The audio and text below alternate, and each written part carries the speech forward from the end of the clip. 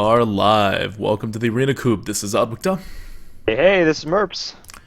And we are doing Warlock today. It's the most neglected class on the Arena Coop, and we're trying to play all classes evenly. So now we're working our way back to the Warlock a little earlier than before. A little earlier than the full rotation. I think we did Warlock maybe like a month back. But we're going to cover the Warlock, and then next week it's going to be the Priest, and then we're all good to go do other classes again. It's one of the things we make sure we do, which is to play all classes evenly. So you get the classes that people are interested in trying out, but maybe aren't too good at it, looking to explore, and you also end up covering the classes like Paladin and a Mage that people are already good with, but they may be looking to improve. So the Warlock. The shadow. Oh, I don't get this. I have SOI. Just turned SOI on for this stream. It makes my game worse. Like my game runs crappier when I use SOI than when I don't. Well, I can never tell because Google Hangouts makes it so that I only see like 2 frames a second. We do that on purpose. It's to keep you grounded into how good this game looks, so that when you do play yourself, you get this great, amazing experience. And you're like, man, I just need to play more Hearthstone. I don't know about that, but sure. All right, so we're doing the Warlock. One of my worst classes. Actually, it is my worst class. I think it's close to Merps' worst class too. But on the Arena Coop, it is our best class. So this is what happens when you have sample sizes of 3 to 4 for your runs. Yep.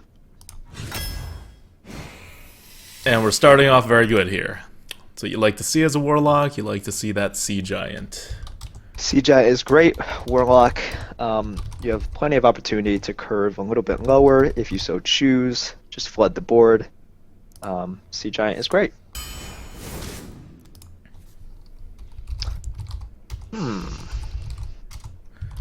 Alright, demons or mechs? Demons or mechs?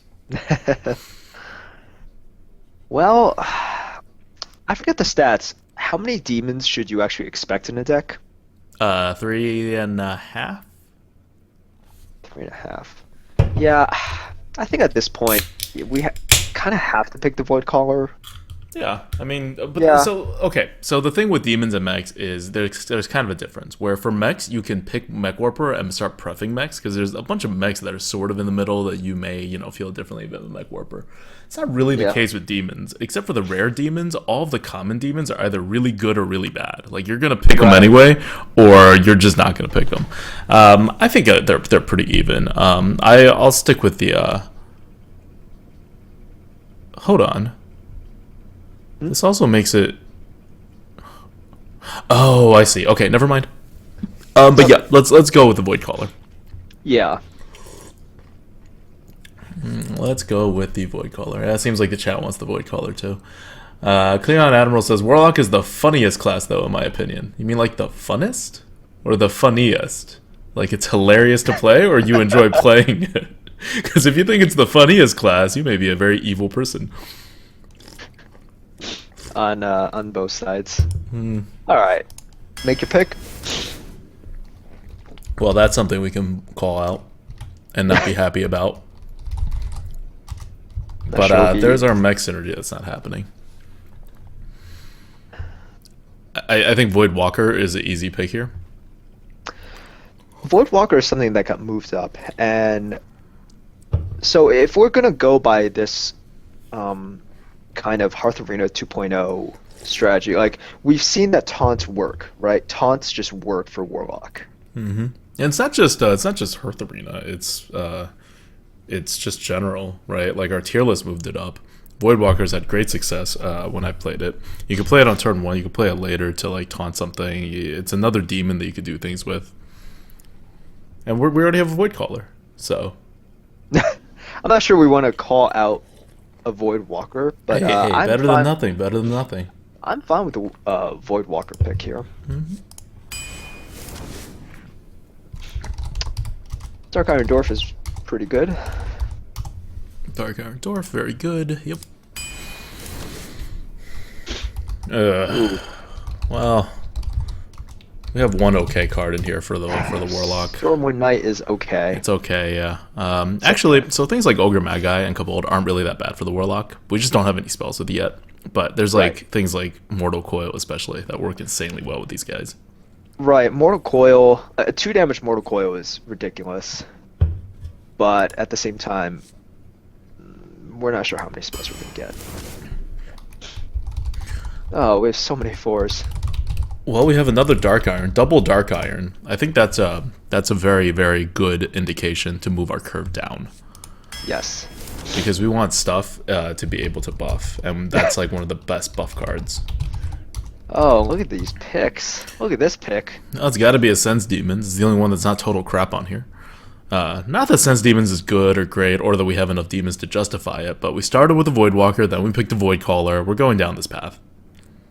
Are we? Is there no justification for Booty Bay at all? It is a taunt. It's a very bad taunt. There is no justification for... Oh, yeah, it's a taunt! Yeah. Wow, this card sucks so much on the tier list, we didn't even move it up for taunt.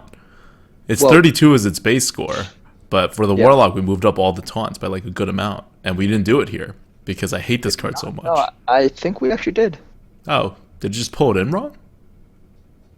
I don't know. Because it's saying 32. It can't be 32, I don't think. I think it should be 40 then. We could check right now. Yeah.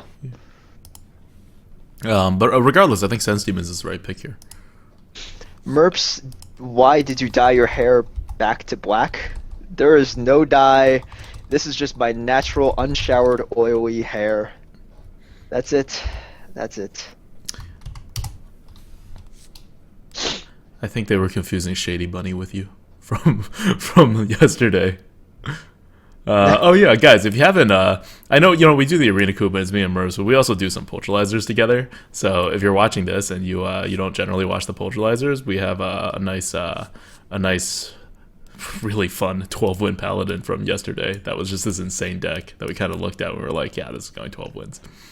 It was a fun deck. Yeah, check that fun out. Deck. Let me see. I'm actually looking this right up right now. I'm really freaking curious about this. Yeah. We just didn't move it up.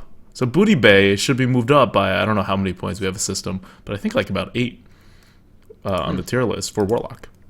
Regardless, even if it moves up 8, it's not going to beat out this 20-point differential. All right, Sense Demons. We're doing the demons.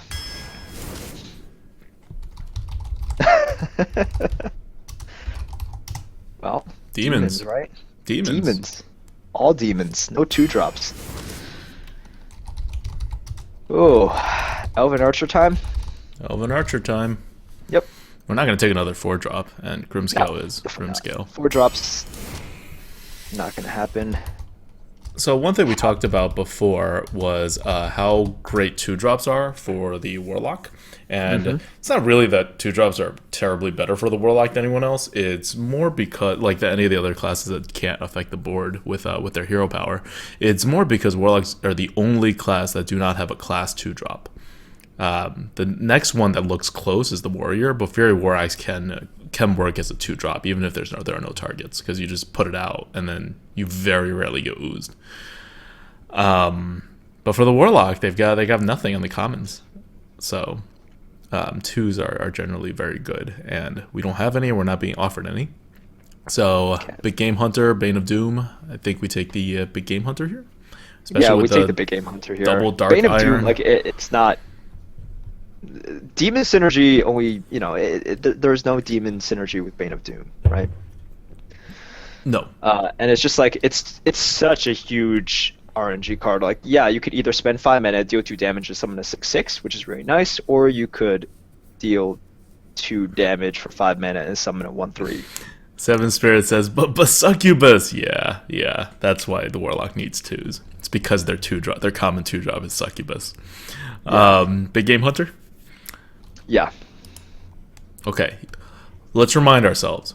Dark Iron, Big Game Hunter, Synergy. I just have so much trouble remembering that in the game. It's just not something Really? I do enough, yeah. Huh. Summoning Portal, Murloc Raider, War Golem. I think it's a War Golem.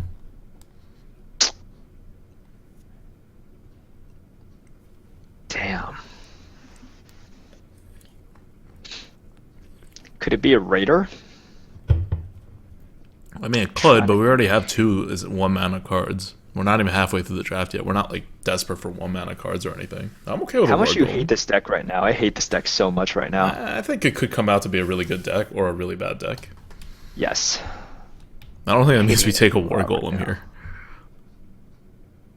I mean, I don't think it means we take a Murloc Raider. It takes a Yeah. War Golem. It's a big card. It's a card. It's fine. It's a card. It's a card. All right. We have a Sea Giant. We're gonna have a War Golem. Like we're gonna have stuff. Oh my god. Why does the only half decent card here have to be a 4? I'm okay with an Owl. Let's take an Owl. You don't want to take another 4 either, right? I don't want to take Yeah. another 4. Just gonna get too clunky. Oh, Fairy Dragon. We actually have stuff with battle cries.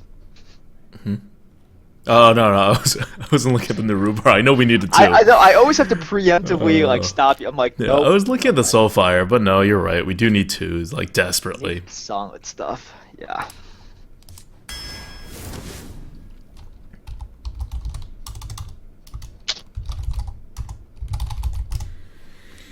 It's a Boulderfist Ogre and a Shadow Bolt. I am okay going with either here. I kind of want the Shadow Bolt. Yeah, I'm okay going with the Shadow Bolt. I think it's very, very close. The Hearth Arena has Boulderfist by like 4 points. We already have 2 very big cards. Right. And we have a card that draws cards. Like, we expect to be tapping somewhat. I'm okay getting our first removal, actually, as Yeah. opposed to another big body. Yeah, and big stuff with Warlock, you don't need it as much. Your late game could just be tapping. Good. We get that nice Stone Splinter or Micro Machine. Yeah, it's we need to really decide which one here. I prefer the Micro Machine still. Still? Especially because I don't think I like the Stone Splitter Trog as much as other people. I don't think its ability does much. It prevents the coin when you don't have the coin and they really want to use the coin. Like, how often does that happen? Yeah. No, that's fine. Micro Machine, I'm okay. We're definitely picking a 2 here. Micro Machine is fine.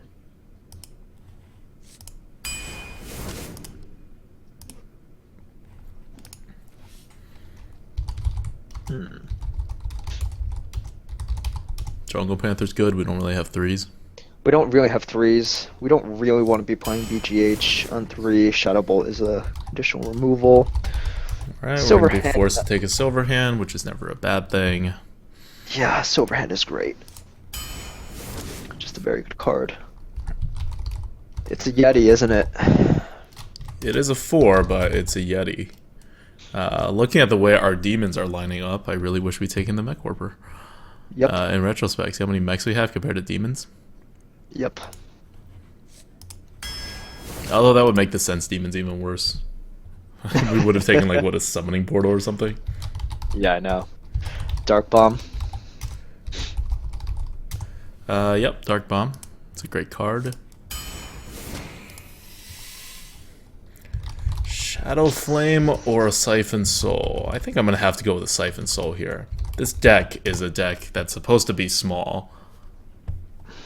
And then we need to find ways to kill big things.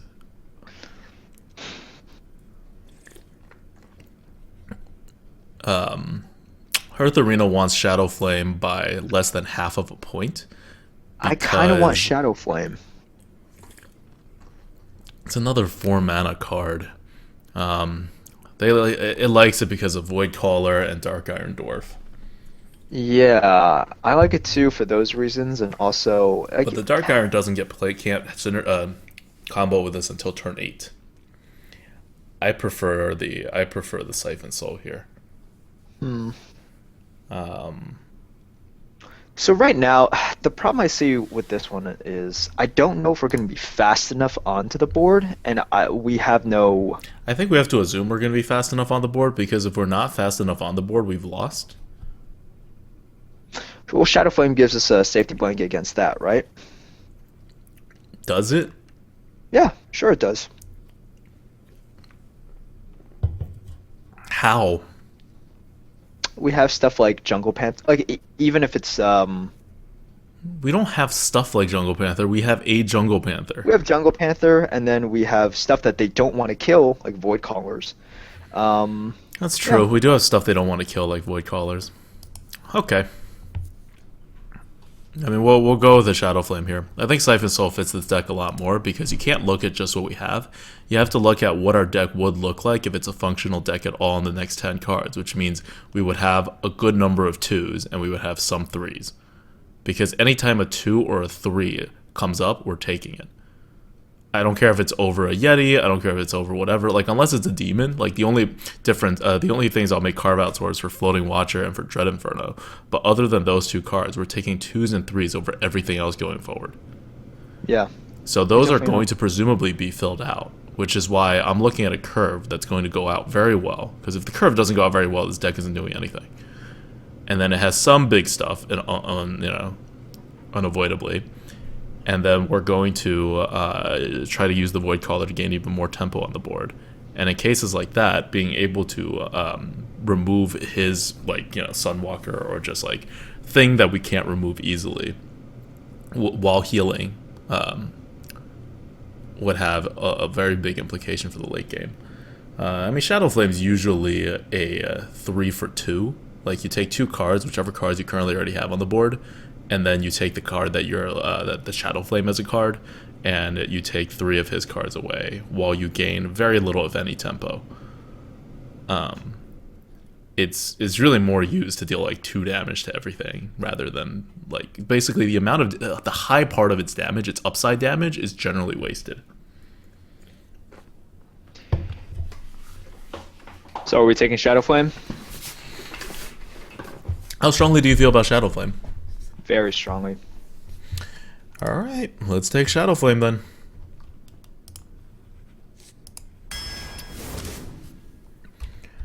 Okay, so here we take the Dread Inferno because we desperately, desperately need demons in this Demon Lock deck. Oh god. What the heck are we Dark Iron dwarfing? Nothing. Nothing. Nothing. I mean, are we Blood Imping? We have nothing blood in either. Well, the next turn, right? Whenever we put down something, it basically gets 1 more health. If the idea is we put down something, they remove it. We put down something, they remove it. Then everything we put down will get 1 extra health. Right. It's like ramping it up by a turn. Yeah. Sort of. Well, half a turn. Yeah. Half a turn. It's like a half-turn ramp. Like, do we really want the next Dark Iron that's going to buff nothing that we have? Look, we have 8 cards left after this. We have 1 3-drop right now, and we have 2 2-drops. In the best case scenario, we do not fill our curve. I don't think Dark Iron is a good card here at all. I agree it's not a good card, but the question is this still better than Blood Imp? And I think it's Blood a Imp tough is choice. something you can do. Dark Iron Dwarf is something that uses the same amount of mana as everything else we're using. It doesn't make anything any more flexible. It doesn't give us anything because these are all cards we want to play, right? Yeah. So chat, I understand. So chat is going crazy over Dark Iron Dwarf, and they're like, well, it's like you don't have to buff something. It could still be a 4/4. Like, we understand that. It's not like we're not trying to say oh, you need to give something +2 attack. It's actually the fact that you can't have too many 4s, period, and not have anything to play beforehand. Yeah. Blood Imp actually allows us to play something beforehand, and it doesn't have attack, but you're once again assuming that you're playing it with something else on the board as well, and you're just using your mana more efficiently. So that's what we're concerned with. We're not concerned with the fact that we are concerned with the fact that we won't have anything to buff, but it's not we don't care if we're able to throw out a 4/4 for 4 on curve after we played everything else and they removed it. We're very happy with that. That's not what we're worried about. Have I convinced you on the Blood Imp? I'm okay with whatever you pick. I think this is actually really close, and it's just really unfortunate because if you're making a choice like this, it it just kind of shows the quality of your deck and how bad it is. Yup. Flame Imp. I mean, it's a crappy deck. I don't It think is. anyone's worried about that. Okay, so we have a Harvest Golem or a Flame Imp. A Flame Imp, yeah. We need a Flame Imp. We just don't have We need a enough down Flame Imp. here that we don't have to. We can't worry about our threes yet. No, no, no.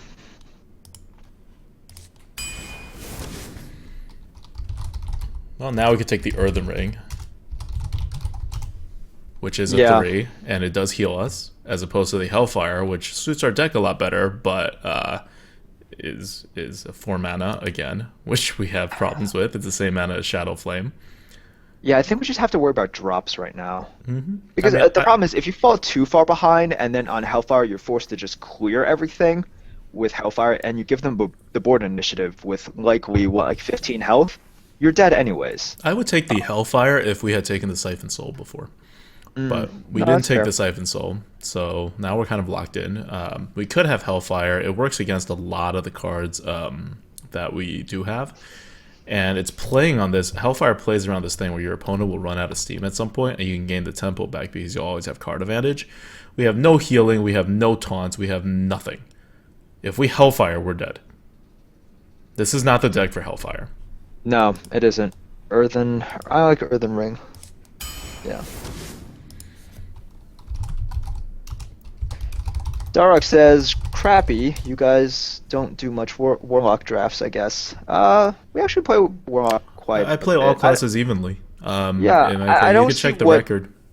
Yeah, like if you believe this is good, I'd actually like to know why you think it's good, especially for Warlock, because we're missing what makes Warlocks really powerful, which is the ability to get a lot of small stuff out there and not have it, and not be punished by it because you can always draw cards later on in the game. If you're playing defensive as Warlock, you need taunts, you need heals. We don't have Yeah. them. Like you need, things like Hellfire or whatever. We weren't given like anti-heal bots. We just don't have the cards that are necessary to make a slower Warlock, and we don't have a curve. There's not much we can do at this point. But I'm taking the Dread Inferno because we need to get back on the board with the Void Callers. I don't think there's a lot of other ways to win. Yeah. It's a better card. It has synergy with our deck. Oh boy. Unstable Ghoul. It's Ghoul. It's Ghoul. Yeah. Ghoul can have. It Ghoul locks can do out the something Blood with this Imp deck. and vice versa though. But I do think it's cool. I think it's Ghoul here. Yeah. But we now how much? 1, 2, 3, 4, 5, 6. We could take a Tall Strider. How many twos who plays? 1, 2. Questionably I a think it's 3. Ghoul. Yeah, it has to be a Ghoul. That It sucks. has to be.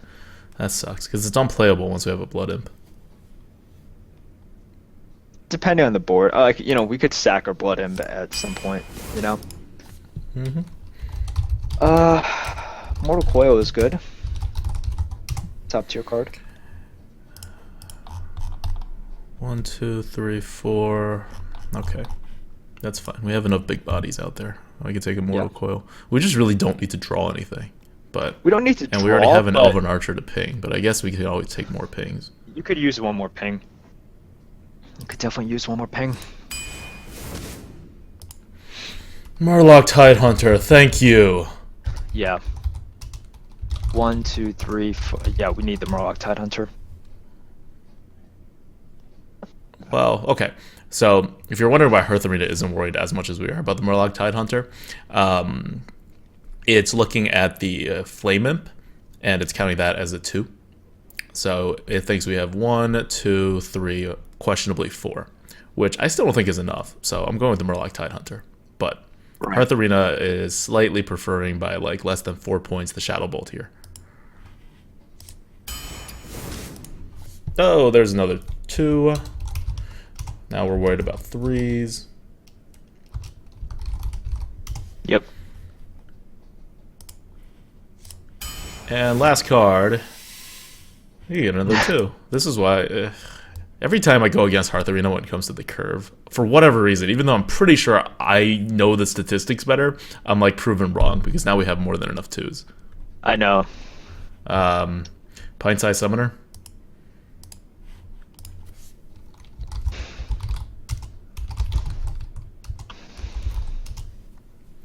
It's kind of perfect for this deck. We have all these fours. 3, 4, 5, 6. We don't need fours. Twos. Yeah, Pint-sized Summoner is pretty It's good. kind of perfect for this deck. It's okay. Mana Wraith, are we trying to screw? No, we're not trying to screw over anyone. Or this deck doesn't really take advantage of that. Iridine says, I'd like to quick stats questions. Is there any significance between win rates when it comes to how often they disagree with Hearth Arena? Yes. Generally, the more the people disagree with Hearth Arena, the worse they are. They do. That doesn't really surprise anyone, I think. If it worked the other way, we would change everything. Because it means we would be hurting people as opposed to helping people. I think if you're like an infinite player or something, then you're making better decisions than other people. But we haven't done an evaluation between like to look at it by the average win rate of the player. But generally, average win rates go up the more you follow Hearth Arena, and it trails off like hugely at some point. So there's like a difference between like going and we do the analysis not by number of picks, obviously, because that's a bad way to do it. Hearth Arena picks things like by 2 or 3 points very often. We do it by scale of disagreement in relation with picks, and I don't know whether there's any relationship on the actual number of picks difference, but we'll have those stats are coming. I would not expect them for like another maybe month, but they're coming. And they're coming with a new system that I don't want to talk too much about yet because it's in the early development stages. But yeah, I think you guys will really like it. Sounds cool. All right, so let's talk about this deck a little bit. Another question from the chat. Let's see. With the draft done, are you still happy with Blood Imp over Dark Iron Dwarf? No, I'd rather have a Dark Iron Dwarf. Rather have a Dark Iron Dwarf, but that's hindsight, right? Like if you could at the beginning of your draft look at all the choices that are laid out in front of you, then obviously you would pick much differently than if the picks were just put in front of you one at a time. So yeah, I think we'd definitely rather have a Dark Iron Dwarf now. Oh yeah, definitely. It's a much better card. Yeah, it's a much better card. But yeah, that's just the way the drafts go. I think even more, like, I was gonna say majority, I'm like, no, pretty much in every draft you regret one pick, right? It's like, oh, if only I had known about my subsequent picks, I would have done pick number 8 or pick number 15 differently.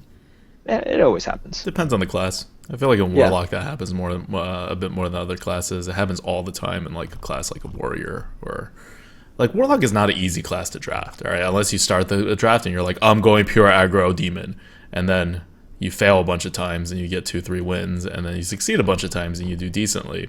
But if you're looking for an average win rate, Warlock is so hard to draft. Yeah. Random NPC says that Octo, when BlackRock comes out, how will those cards be added to the tier list? I test till enough data comes out. Well, our tier list, if you remember in GVG, we had those things out about like 2 days after GVG came out. For BlackRock Mountain, we will have them out before the, like basically on the day of. It'll be out before you're able to play with those cards. And then they will be adjusted like on a weekly rotating basis to where they actually should be.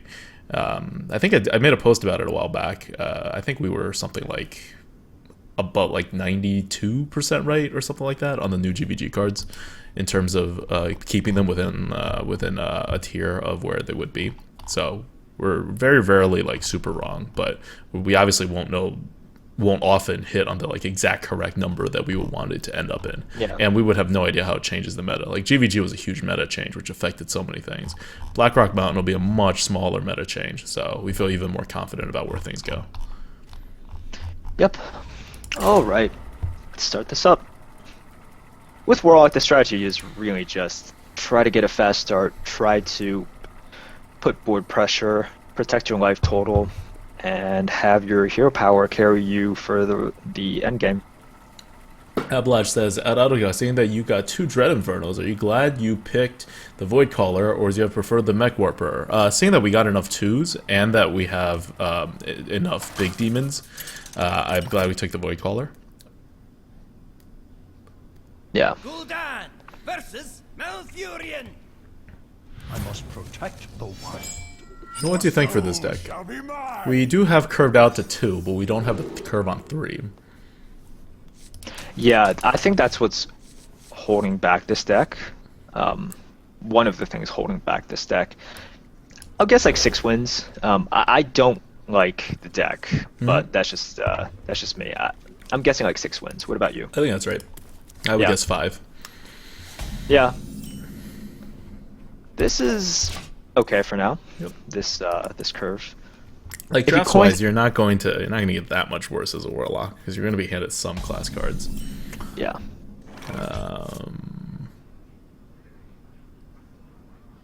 Okay, so if we play the Murloc Tidehunter and he hero powers, so he has the coin, right? And then we play the Earthen Ring, so we have 4 attack on his 3. He coins out something with 5 health.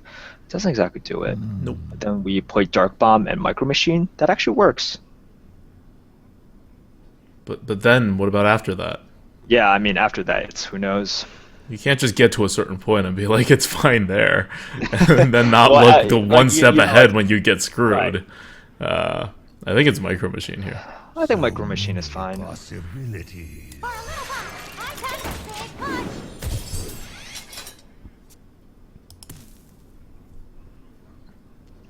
We could try to play Murloc on a more advantageous board. We'll see.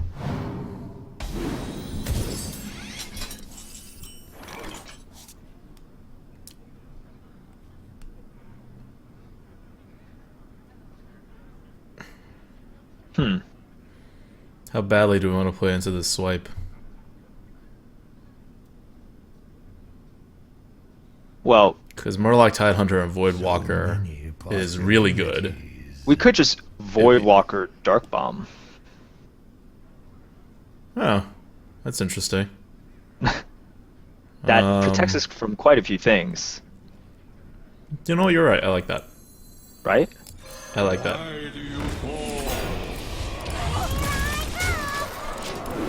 Yep, that's right.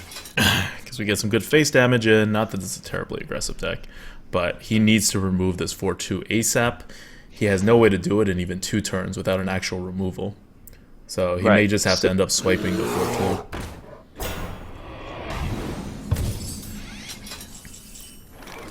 Oh, This is all fine. wow. Gonna Dark Okay, Iron yeah. that. Call that a weapon.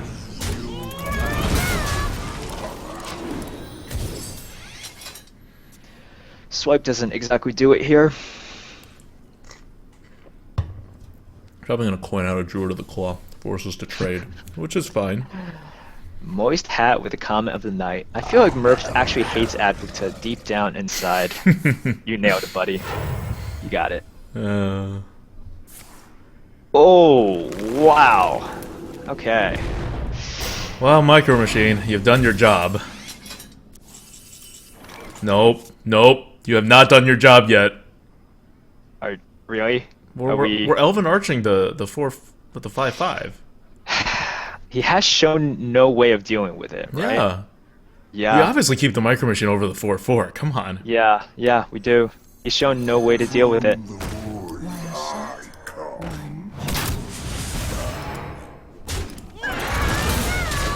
And he's 1 turn away. He uses coin, so he's 1 turn away from being able to get a good swipe and hero power. Yep.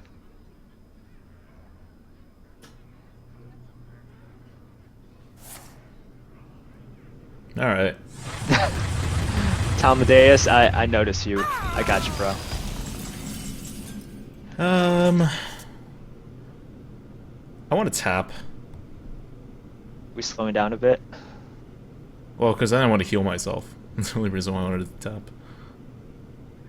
Healing yourself or healing, We could heal that up in Murloc Tidehunter as well. I kind of like that, because that's swipe proof, right? Alright, I just want to get to something that we can actually, like, get a demon off of. But I guess we could do that next turn. I know, but I just want to put as much, this is where we have the lead on, right? And we always have cards. We're always going to have cards.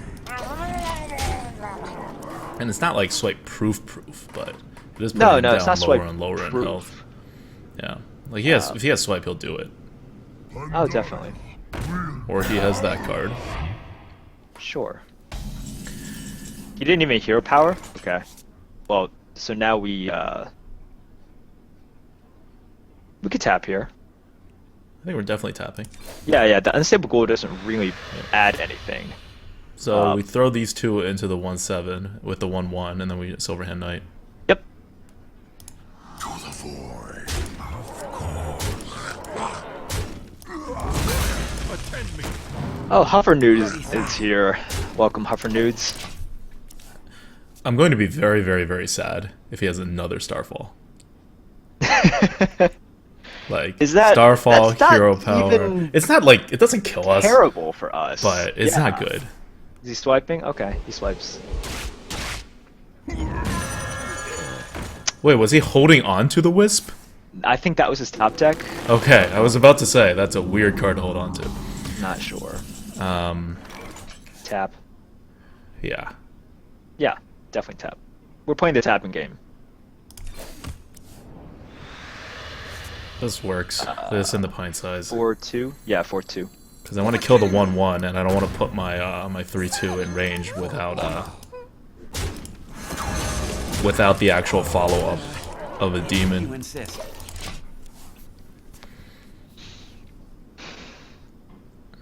It's not gonna be very fun for him if he iron barks.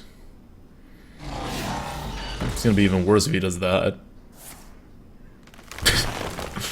Swipe? Death from the shadow. No swipe. He's dead. Why did he play that before to set up the swipe?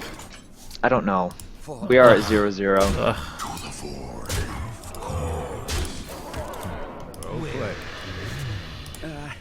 If you insist. Not sure. All right, well, you get some games like that. Yep. How many threes do we actually have?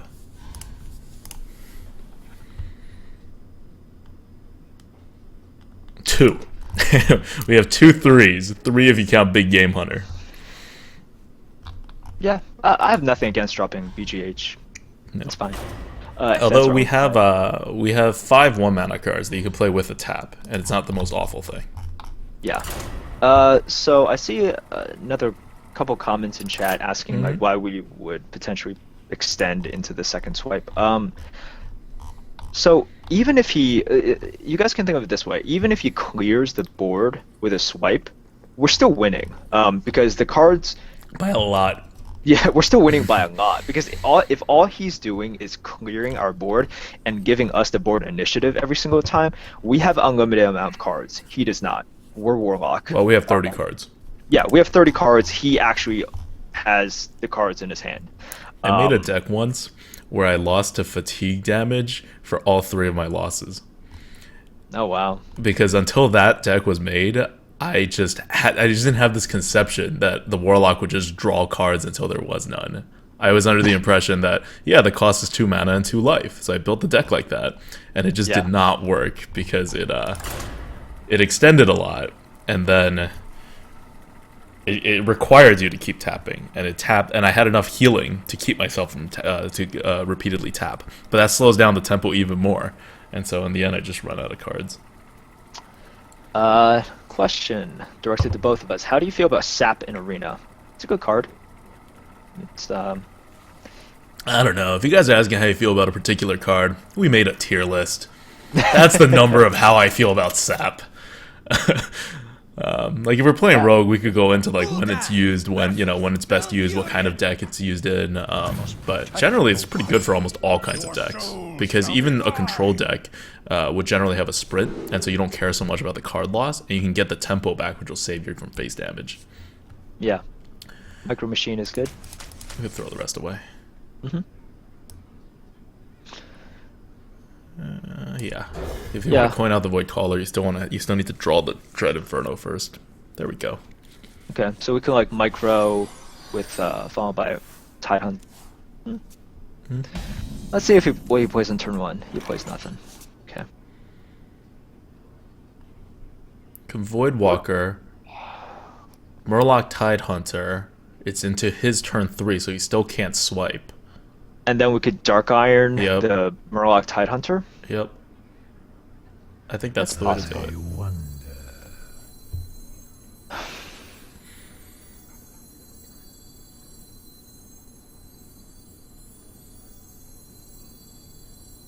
Yeah, right. We Void Walker, he puts a 3-2. We Murloc Tidehunter, he puts a 3-4, let's say, and then eats ours. We take the 1-1 of the Tidehunter to eat his 3-2, and then we take the 2-1 to eat that, and our 4-4 goes up against his 4-drop. Which is, I think, the best that we can hope for. I think that is. If we Micro Machine and then... If we Micro Machine and trade, and then we Murloc Tidehunter, we may just lose. We don't have a Murloc turn Tidehunter. 3. Yeah, okay. Yeah. No, this is fine. That Sense Demons is really just... It's not a card yet. It's not a card yet. And this is if he has a 3-2. Do you guys ever consider playing constructed co-op sometimes? Nope. We never do. Never do. Ooh. Great. So now we Murloc Tidehunter. Mm-hmm.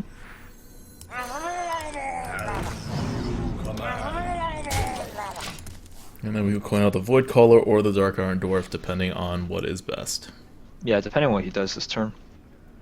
It's probably looking like Dark Iron. Yeah. But who knows? Who knows? Maybe he's just going to hero power it down. There we go. Hello, Void Caller. Yeah. Well, I really want to draw into a Dread Inferno. I think if we draw into a Dread Inferno, it might just be... huh. Do we care about him swiping this? No, right? Not really, but because if he swipes it, we'll just Void Caller. And if we do that, then I want to keep the Dark Iron. So let's put the Stormwind out Knight then. Night out. Let's put out the Stormwind Knight.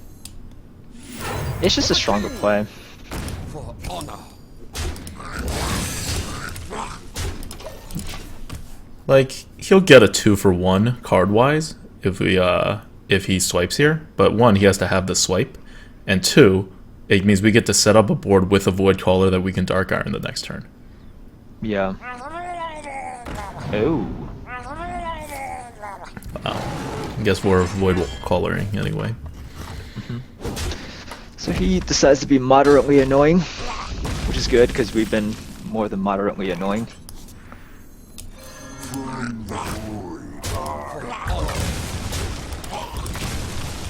Good. Between the Dark Iron should be more than enough to handle this. And if we ever need to kill the Void Caller, we just Sense Demons beforehand and we'll draw our Dread Infernos. Yeah. Well, that's more annoying than we were hoping for.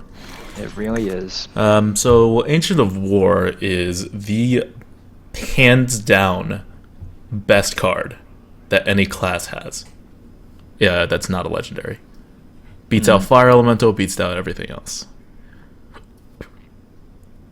I wonder. I think to stay competitive, we have to Sense Demons and then kill our Void Caller. Yeah, I would Sense Demons here. Dark Iron But then isn't- it may bring out the other Void Caller, but that's still fine because we can just kill that the next turn. Well, okay, we have two. Do we have two? Yeah, no, that's fine. And we're okay just throwing out a Micro Machine to just keep Yes. stuff on the board, right? Yeah, exactly. Toss out the Micro Machine. If I want to Sense Demons, see what we get. We know what we'll get. We know exactly what we'll get. Good. Hope for the best. Hope for the best. Nope, not the best. Drop the Micro. Yeah, let's end the turn.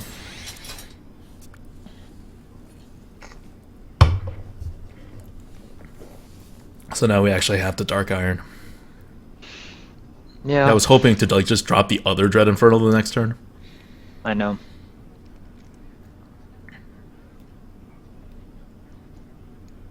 He needs some damage on our face. I'm totally okay if he just keeps removing this board because we have enough tempo to keep going with him.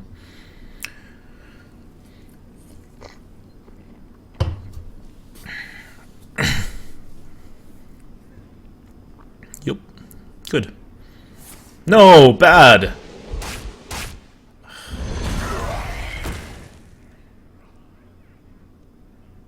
I mean, obviously not that bad, but still bad.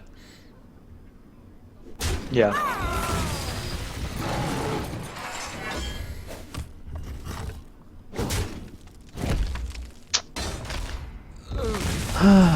PGH? No, Mortal Coil. Well, that's not going to do anything.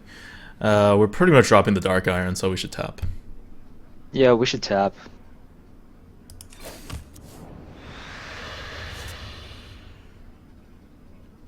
We're still dropping the Dark Iron. Yep. You call that a win?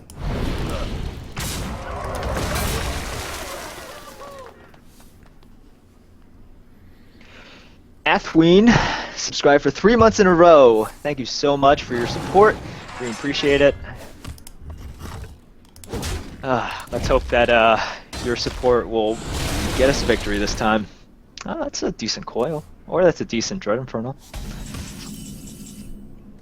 A little sad we can't do both. Well, I mean, I guess we could do both. Is Mortal Coil better, or do we want another card? I don't even need to Dread Infernal. Why don't we just War Golem? And go face. Because just in case he plays the Iron Bark, because then we just Dread Inferno, and then everything dies. Yeah. We could like clean it up anytime. That's just my point. Yeah, no, it's better against the yeah, it's better against Iron Bark.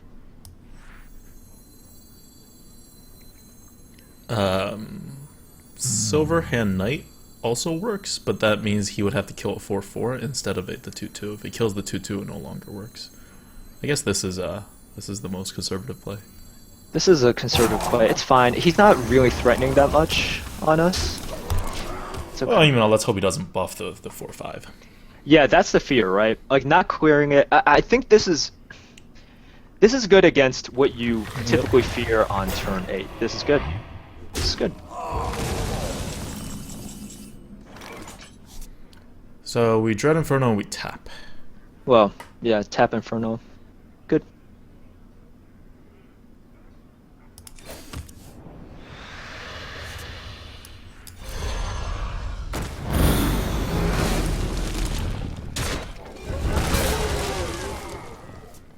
He has 5 cards, we have a crap ton of cards, we have more health than him. Okay. 6, 7, 8, 9. Not good enough. We could just Dark Bomb that, and then we have 7 mana, so we could drop like Silverhand Knight and Flame and Blood Imp. Or we can do the same thing, except drop Iron Begal and go face. We could go face. And How do we basically get say you punished don't for it? have a swipe. Wow, we don't get 2 punished, we just Dark Bomb whatever's left over, even if bad things happen. I guess we get punished if he has another Iron Bark. Yeah. Or Druid Claw even. But still not that bad. Because we're not doing anything efficient right now. We might as well. I like this. It is not that efficient, and he still has to kill big Yeah, he stuff. has to kill everything. He has to kill everything. Yeah. Let's see, how would swipe? No, swipe doesn't, because he can't use his face to clean up. No, that's fine.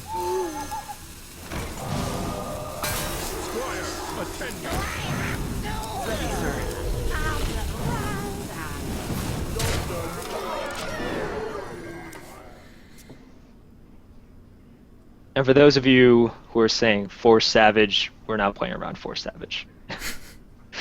It's just not. No.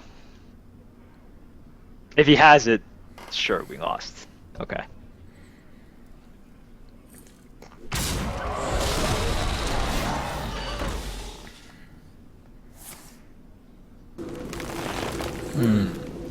Interesting. Do we still have it? We have a 5 in our hand. 5. Okay, so 4. I think 7. we have exactly enough. We have 11, 13, 14, 15. Wait, 3, 5.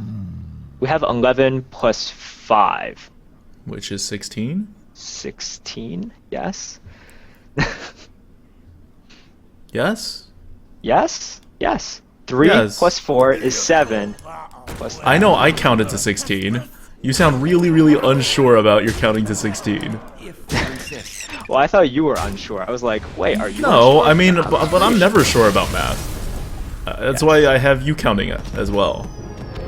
If not exclusively.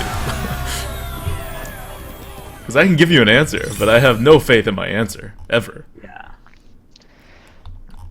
Alright. Guys, if there was one specific weakness to the Arena Coop, it would be simple math. It really would. Arithmetic. Arithmetic. Really, really bad at adding. Not very good at subtracting. General Hearthstone strategy, I think we're fairly solid. Knowledge of the cards, reads of opponents, I think we're okay. It's that math. Man, that math. And it's not math, okay? It's just basic arithmetic. I'm good at Yes. higher level math. Right. I have to sometimes do it for my job. Like, I can do that. But you throw out, like, additions of things that go over 10, I need a calculator. I know. Let the hunt begin. Yeah. Souls Guys, I know will this might sound rise. scary, but I will actually have to do economic analysis in my Oh job god, in the you future. will. You will. I will. This country's I going to will. hell. I'm working for I'm supposed to be protecting you guys. Do so we do pint size? Mm, We have to start with pint size. And Micro Machine doesn't help at all, because nothing he puts out will make us think, oh, a Micro Machine will be better here than a pint size. So Micro Machine is pointless. it's not pointless It's because pointless. Because Void Callers are turn 3. I guess it's not pointless if you're afraid of a Glyve Zuko or Arcane Shot. Or a coin trap. Okay, fine. It's not pointless. Let's keep it it's all. not Let's keep it all. because he has a coin. Let's Right. keep it all. This is fine. Do we want to throw away the Void Caller? Yes. No. Yeah? No, I I do. want to keep it. I want to keep it. You want? Just to make sure Oh. we have at least 1/4. Because if we throw it away, we have actually very little chance. We have so many 4s though. Yeah, but we have very little Wrong. cards, you know? Like, we would only have 3 cards to draw. Oh, I guess we have 4 cards to draw. Bring out your dead. That's fair. Okay. So, we Pint-Size Summoner, and we force him to have the Glyve Zuko or something else. Yep. Or, we can Iron Begowl. And that just gives him the trade, though. That just gives it to him straight up. Like, here, take it. We're not even gonna try to force you to have something. Fine. This isn't pre-nerf Undertaken, which I'd be like, yes, give it to him. Otherwise, that thing's gonna be a 2/3 and wreck us. Oh, don't Coin, harvest gold. Animal Companion. Death does not scare me. Oh. Well, it's on now. We Void Caller. Yeah. Because we're not actually silencing that thing. No. Thing is, I want that thing to pull something. I come. You don't do anything. I don't think we have to. You don't do anything. Or Because do we want to? I want to force him to, like, not hit our face. He's probably just gonna hit our face though. Okay, But then that's fine. we, Right. So yeah. then we always have the option. Then. Yeah. Yeah. No, I get He it. used the coin. Like, what's he gonna do? Yeah, good. To my side. Good. Good. Now the Shadow Flame is going to get value. Go Shadow Flame. So bump it in first. Shadow Flame. Profit. Or Dread Infernal. That's good. Neck Yeti. That's good. Shadow Flame. Alright, so in that instance, Shadow Flame saved our ass. Yes. Yes, in the instance where he Majorly where he saved has our a ass. 1-drop and then coins out the yes.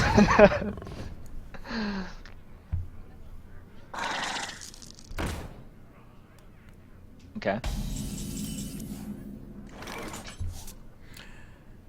I just want to eat it up and then Silverhand Knight. I don't see the need to Iron Beak it because he's going to trade with our Iron Beak. The alternative is to eat it up and Earthen Ring and Micro Machine instead. The heal isn't that good here. Yep, and I want to heal our Yeah. face. Yeah, I want to hear our face in the future, preferably. Silver Knight is fine. So this play is weak to multi-shot. Kind of. Fire, attend me. Dawn like Ready, sir. maybe, right? It's a good multi-shot for him if he gets the correct multi-shot. Target acquired. Okay, Okay. Comfortable with this? it's fine.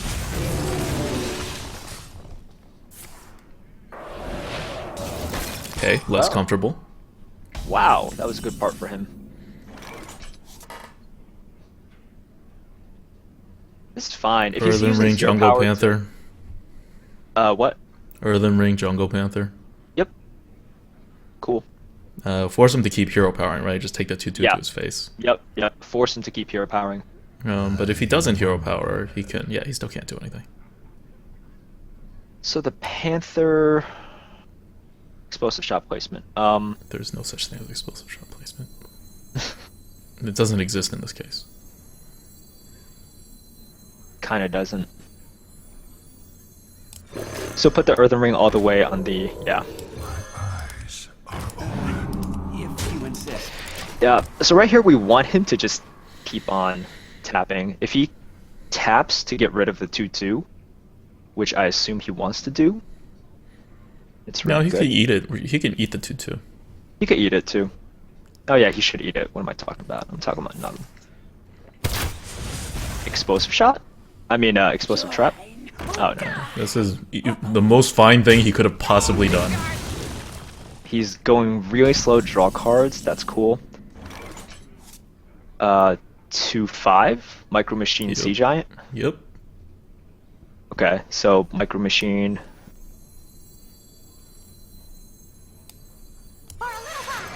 Sea Giant. If you insist. Okay.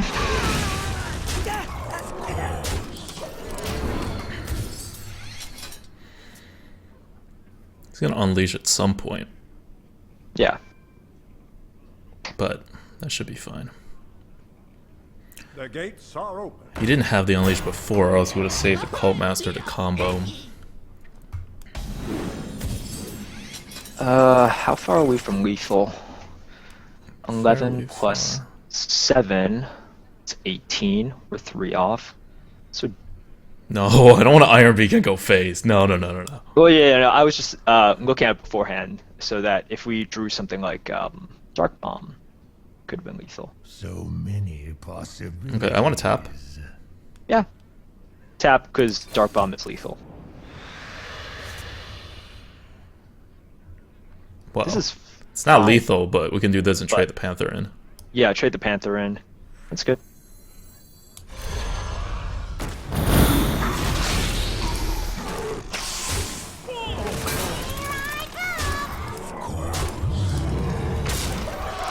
Okay. Not sure what you can do. Can you here. deal 20 points of damage? That's a no. Probably not. That's a no. He could have come back last turn if he MC tagged and taunted. Like MC tag stole the Sea Giant, taunted up or something. That would have been really bad for us. Yep. But he didn't have the MC tag.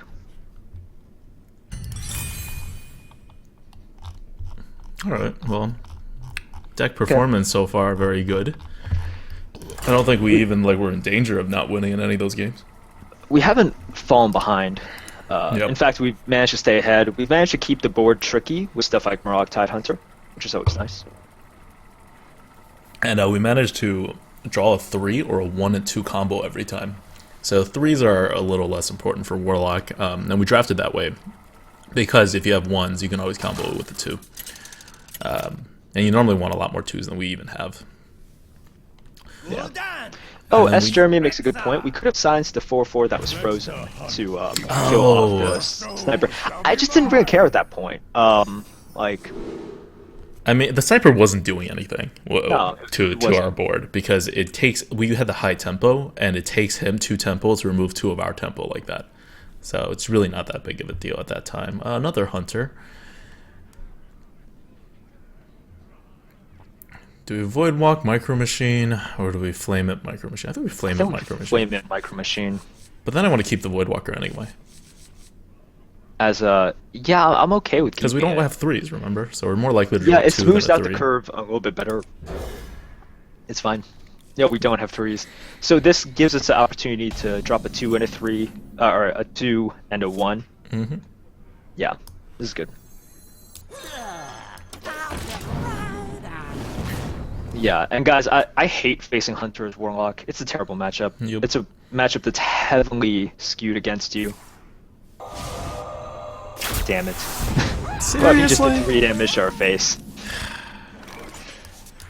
Okay, Micro Okay, Machine. Voidwalker Dark Bomb. That's a move. Yeah, exactly. It's gonna be our move. And Unless he hopefully Glaive we can draw into like a. Or coins out something that we can't do that to. Oh god. Oh, that's cool. Okay, that's our move.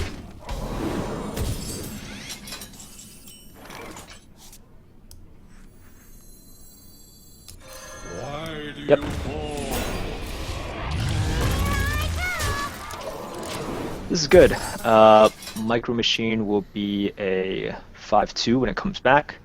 We might tap in Fairy Dragon. I'm hoping to draw into an actual 4. That is fine. That is questionable. What's going on? I think he loses. We tap a Fairy Dragon. Okay. Fairy. Okay, now do we remove both of his things? I think we do. Houndmaster, blah blah blah. Yeah, for Houndmaster reasons, I think we do. I think that's why he put 2 of them out. As you Wait, why did you... Oh yeah, it doesn't matter right now.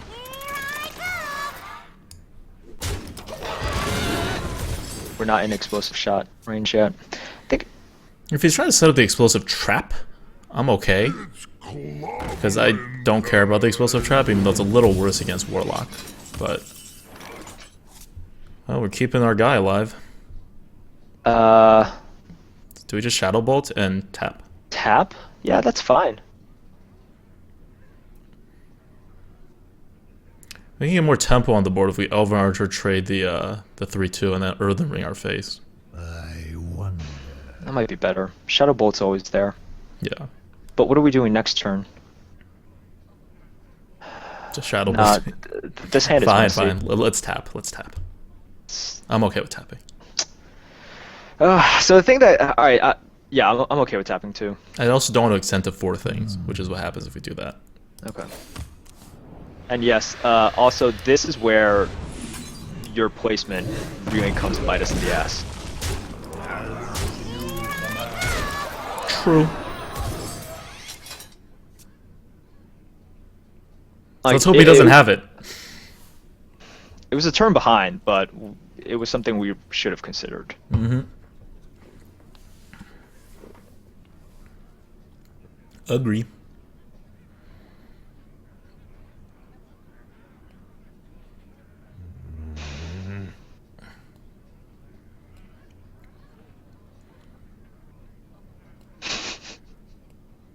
I mean, we're still in a very good position, even if explosive shots. But Right, because we get board initiative and we can.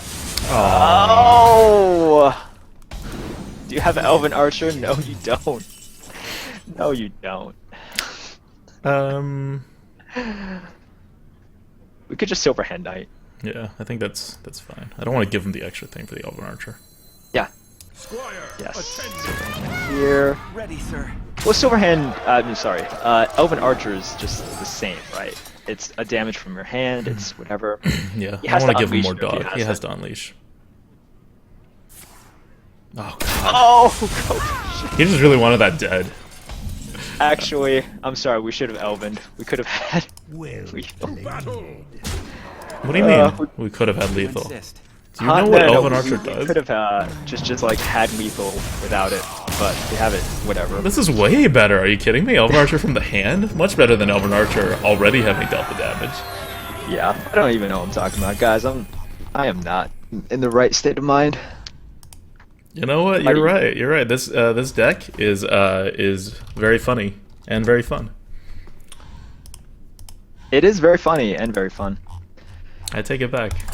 Oh, I take it back. Warlock, man. Warlock. Avex 300 said, I want to say 2-loss bracket, but 0 losses. Let's be fair. We put him in a ridiculous spot.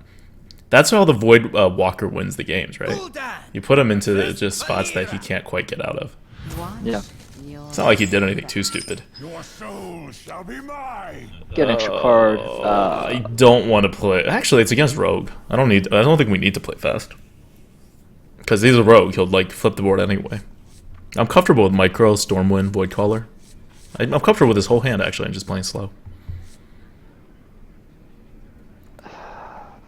I do like keeping Immortal Coil. I think that's Yeah. great. I don't know what else we're expecting. Because the Stormwind's necessary. That's what you're coining out.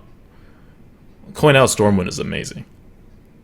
And then Voidcaller's probably the best 4 we have. We could toss out the Voidcaller. That's the only thing I would toss out if I was tossing out anything.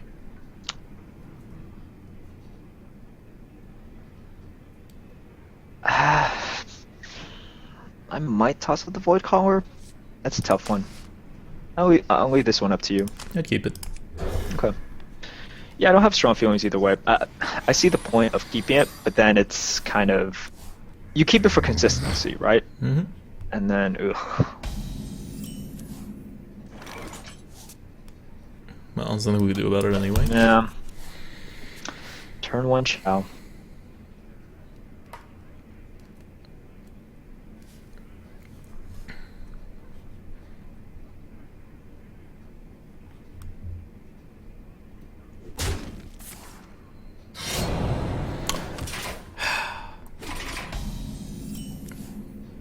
Does Damn. not matter. For a little while, I can't stay much. Doesn't matter what you do, we're gonna Stormwind Knight that. Just getting Stormwind Knighted.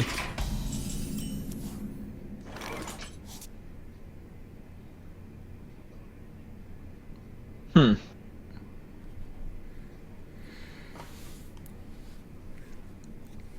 I'm gonna could coin out the Void Voidcaller. Caller. Yeah, It's actually yeah. really good against this that's- board, sadly. Right, and no, it's way too good against this board. It's just better every regard. Yeah. Okay. We'll clean up the mess with Stormwind next turn. Right.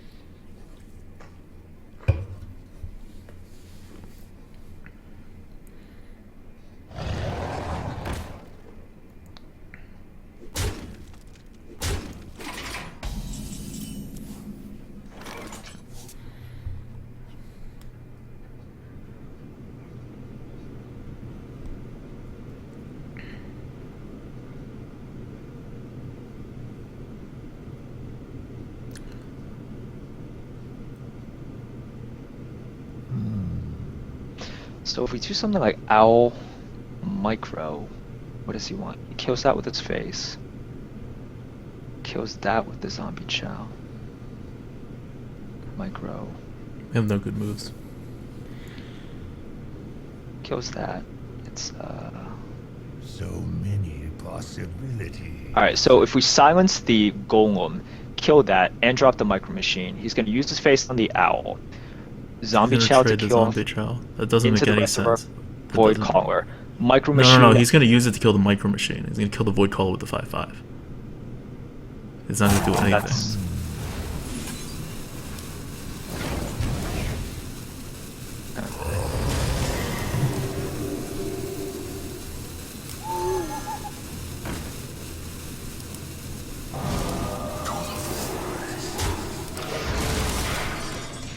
Okay. It's the same effect. So we're hoping he just drops one big thing here.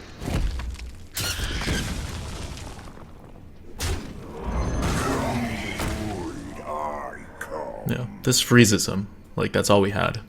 Yeah. Oh, Whatever. so powerful. Whatever.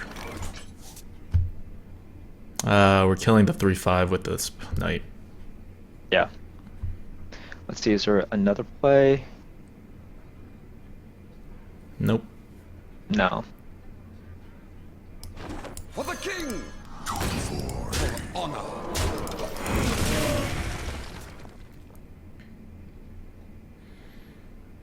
Nope. Now we've lost the board. He knows he can kill this. There's not much he can do about it. Yup. Now Yeah, we're that on the silence defensive. on the new bar was just really good. Yep. Oh, Sense Demons. Way to come way too late. Tap. Micro Machine Fairy trade. Yeah. That's about it. Or we can Sense Demon to make sure we have... Well, we've used both our Void Callers, so... Right. So the question is kind of like, what is Micro Machine doing? It's I mean, saving okay. us, If we Sense Demons, we're probably going to get a 1-drop, actually. probably. Which is actually the same thing as a Micro Machine. Yeah.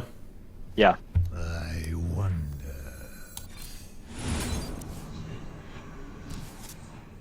Yep. Good. All right. For honor. It's better than Micro Machine in this case. I thought we were going to get the 1-3 taunt, which would have Or done the Blooded. exact same thing. It's all fine. Yeah. Micro Machine Forgot just about the doesn't do flame. all that much.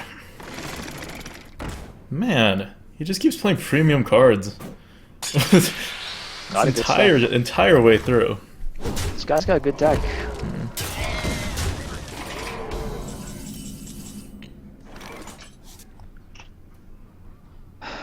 Can trade into the Harvest Golem, then Dread Inferno.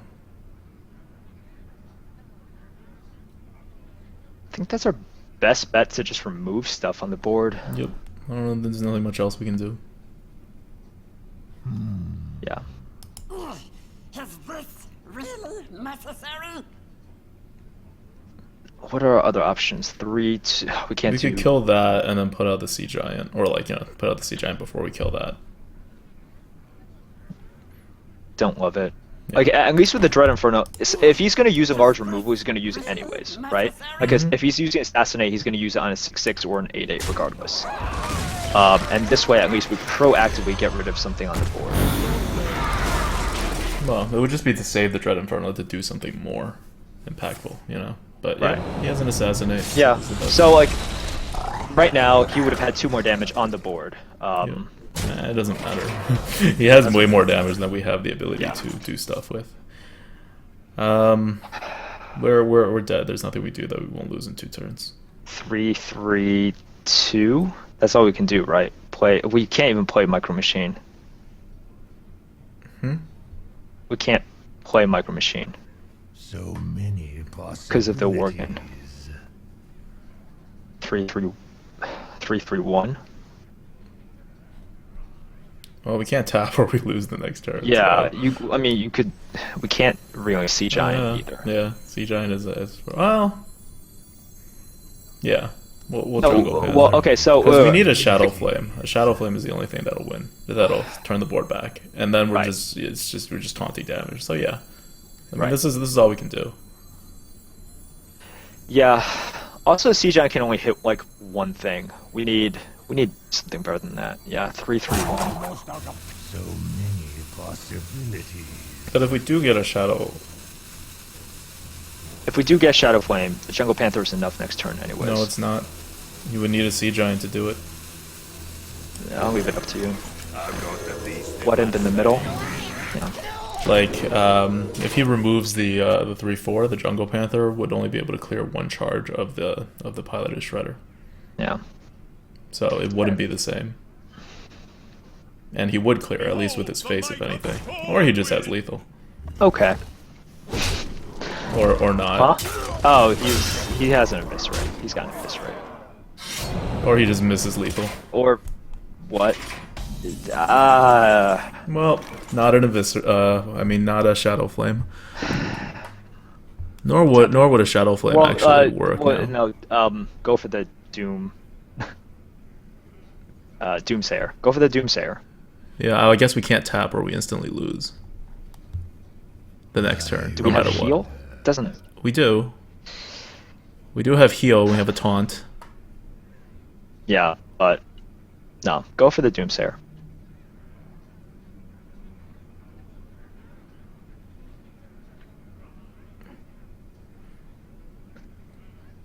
Yeah. Well, he has a heal. He has a heal. Okay. GG, guys.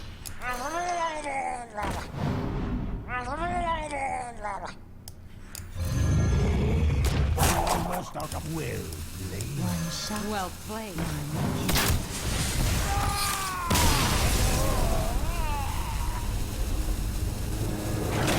Yeah. There was nothing we could have done that game. He Yeah. curved out way too well and started with a zombie chow. Starting off with the zombie we chow. we had decent draws too. It wasn't like we had had crappy decent draws or draws. anything. He just was able to put us in a very bad situation, and then the entire game changed when he was able to silence his. Right. It was like shredder after shredder, golem after but no, golem. I mean we lost the Everything game as soon as stuck. he silenced his Anubar. Yeah, that's, that was bad. that's what happens That's what when we were you can counting silence an on, Anubar. right? We were just like, it's okay if we're behind right now. We're gonna get everything back when you drop the next thing, or you go really small, and that's fine as well. Yeah, he silenced the Anubar. That was really rough. He had a good tech. Yup. It was a good game.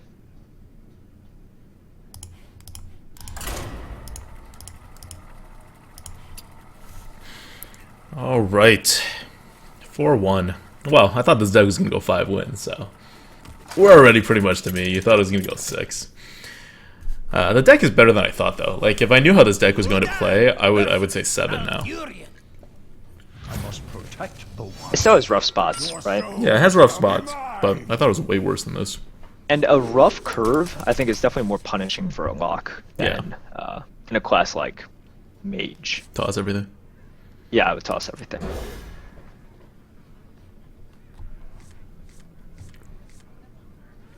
All right, this works. This could work. This really works now. So we do the Fairy Dragon first, right? Yeah. Yeah, I would do the Fairy Dragon.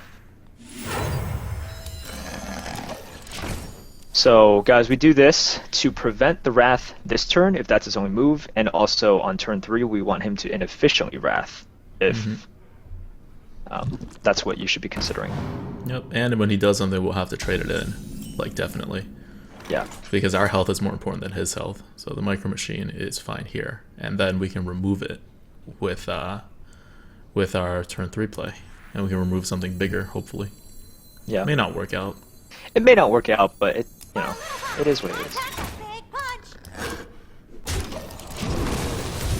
This is what really changed in GVG. Like pre-GVG, this would have definitely worked, right? Yup.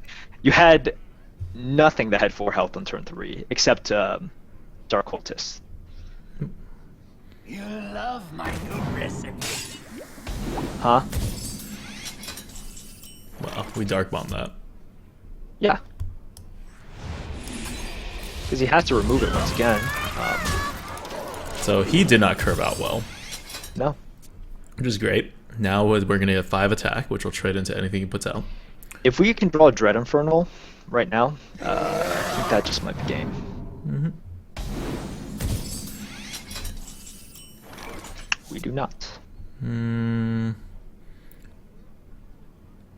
We could Pint-Sized tap, but that doesn't get us all that No. much. So we Doesn't just get Void us. Caller. I think we just Void Caller here. It's a little bit slow, but we have The problem with opportunities. Void Calling here is that the most common next play is a Druid of the Claw. Yeah, I know it's not enough, which is why. Yeah. Yeah. We could put a Void Caller out and go face. Pretty dangerous. How? So many. He draws into a removal, removes the 5/2. But then he doesn't play a Druid of the Claw, and it's fine. It's not fine still, because he could just play it the next turn, and then his 4/2 is behind a taunt now. Well, he wouldn't remove the Void Caller. It's rope. I'll leave it to you. So many. I think there is merit to it.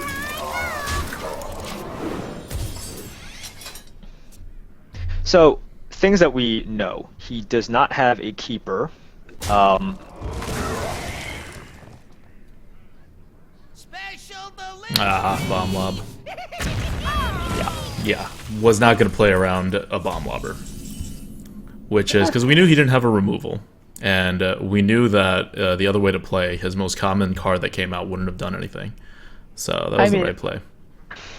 I don't know. I still would have removed, but But Yeti. why? What else? I asked you what could, besides top decking and removal, what else could have screwed us over? You didn't say anything because there was no other card. It turns out there is one card at 5 mana that would do that he couldn't play beforehand. So there can't is one expect me to card. remember every no, I single know. one. I'm not expecting you to remember the card. What I'm saying is there's no other areas. We're basically playing around one rare card. It's a really good rare card that's commonly seen, but it's still just one rare card. And we shouldn't be playing around one rare card because that's stupid. We're not like far ahead up enough to be just playing around one rare card. We Yeti? I mean, it's Yeti here. It's Yeti here. Right. I don't know what objection could you have to that. Well, my objection is a removal, right? It's not the fact that like. Yeah, but you know he didn't have a removal. Right, I knew he didn't have a removal at that point. He either could have drawn one, or Right, there was right. one So I you're couldn't think talking of. about a top deck. So it's one rare card and a top deck. So we killed the nullifier. He's going aggressive. I guess we'll put out. What do you think is more threatening, a micro machine or a pint-sized summoner? Because I want him to start removing that instead of hurting our health. Right. Guessing micro, because people see the micro and they're like, well, I should remove it, right? Especially because they have such a good trade with the 3/3 for now. I mean, the pint size they do as well, but they feel more incentivized because of the fact that it's it'll grow, right?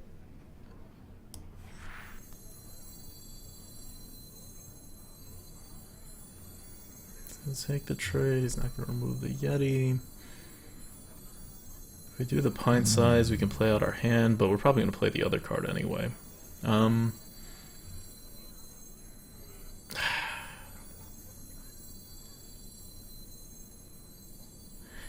think later on. Almost out of time. No, the micro machine is more threatening. Yeah, can't really think about later on. What do we want right now? For him to play a mech bearcat so we can grab all the tempo back. That would be fantastic. Mech bearcat, you can do it. War golem. Either one is fine.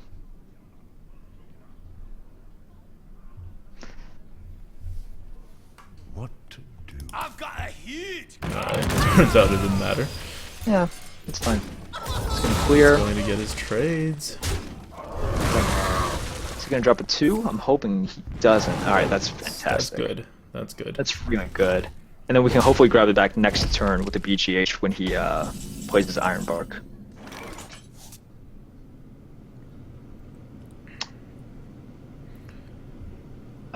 Five, 6. So we play out our hand and freeze it just to prevent him from dealing 4 face damage, because we presumably will either get the board back the next turn or just lose. Yeah, I think we do. I think we freeze it. I'll never say that.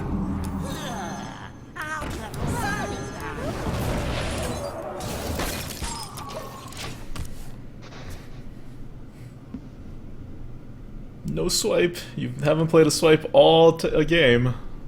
Don't play a swipe now.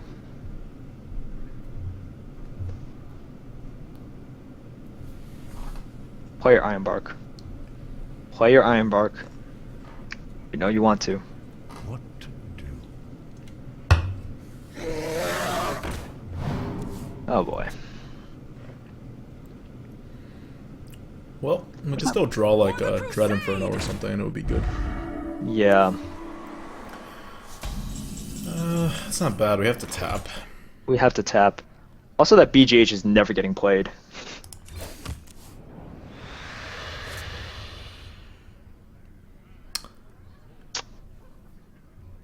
Do we have to play the BGH now for tempo? Because we can't play the other 2 cards. We can only play one of them. No, no. Because I think once he drops something big, we lose. Right? Look at this board. We lose. We need that for the tempo swing. Well, we would be effectively losing 3 mana of tempo. We would be Here. losing it this turn, but I think we need to gain the 8 or 7 or mana potential from So him we're dropping. losing a certain 3 mana right now. Yes. to favor the potential of 7 or 8 mana. Yeah. I think we need it. Or I just think we lost. Almost out of time. For the king! For honor!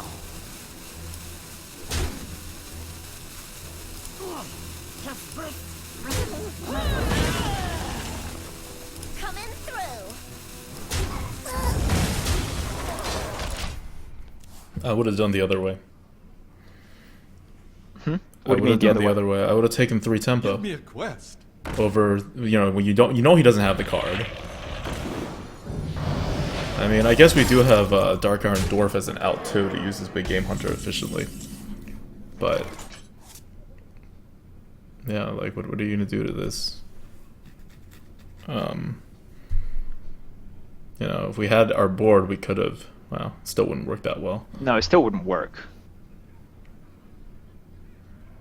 But now we can't do anything, and you still wouldn't play the big game hunter. I guess now it doesn't matter. We've already lost this game. Dread Inferno, trade. Yeah. 9, 10. Would you tap? I'd probably tap. Tap brings us down, so we'll be down to 12 health at the end of this turn.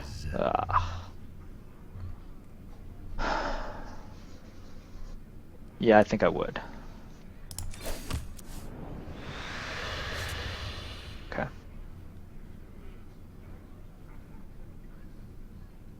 Well, we're dead if we don't do this, so. Yeah, exactly.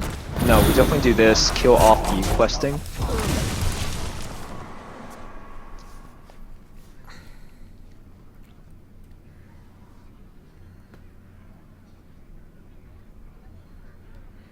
Starfire.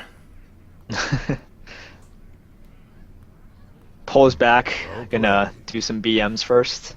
I like that. Okay. The other Starfire. That makes sense. We didn't give him anything to Starfire. No, Starfire we and didn't. top deck swipe. So we were dead in a million ways no matter what we did. Yeah. All right. Now we're 4-2. Disappointing game. Yup. Made a read. Read was correct. Forgot about exactly 1 card, which I wouldn't have played around anyway. I think We had a read. You agreed with the read. That was almost a Well, solid, foolproof read, because it would be really stupid for him not to remove it before then. So we had a solid read. So we're playing around a top deck of, a removal and a small removal, because if it was a large removal, we're still okay with him using it. And after that, there was 1 card in the game. Maybe there's another card, I'm not thinking of it. But I didn't think of any cards, and neither did you, because there's probably very, very few cards, if any, and they're probably rare or epic or legendary. And then he had the 1.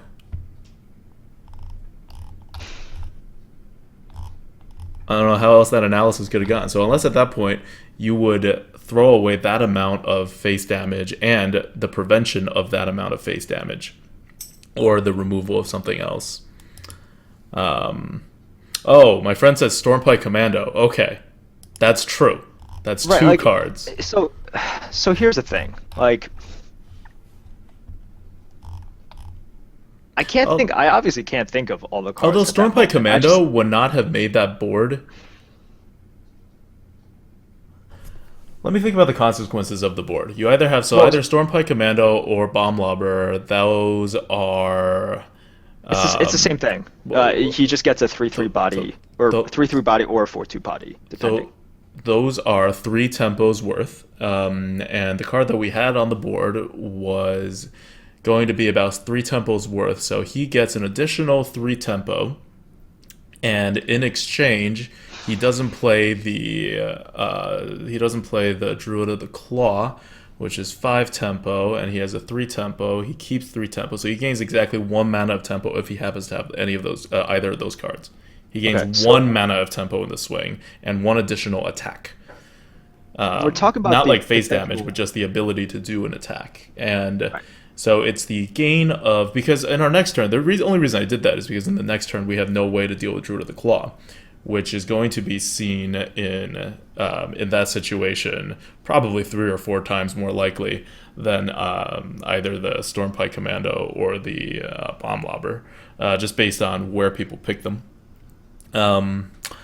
So for a 4 times odds of getting well, let me think. Fen Creeper wouldn't totally screw us because our Void Caller wouldn't die to it. So it's really just the Druid of the Claw. So when that happens, we were giving up a certain amount of small odds, which would cause us a 1 tempo setback. Yeah, I'd still do it. It's a 1 tempo setback. 1 tempo, 1 attack setback.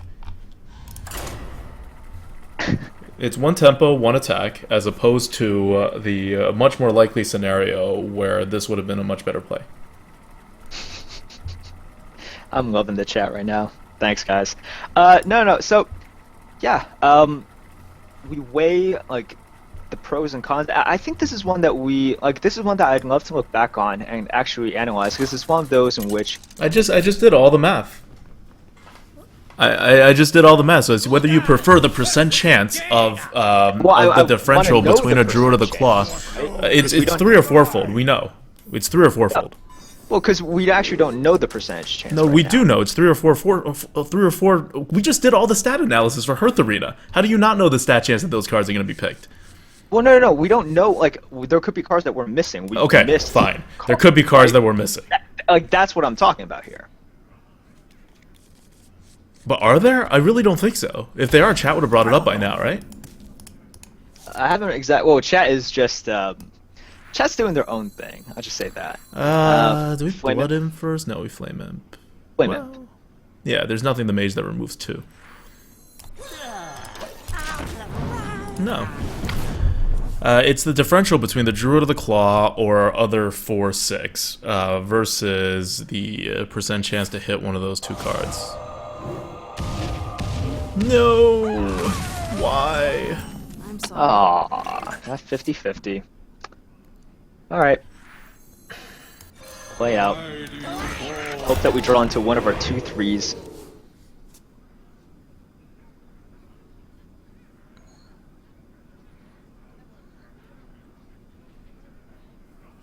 Yeah, like the math is a differential multiplied by how much you care about losing 1 mana versus 6 face damage and your Void Caller staying alive when you have nothing to call out. What to do? That's the math, and what you value more is, I guess, up to you. But I would value the face damage and keeping the Voidwalker alive. That's a really annoying Cobra.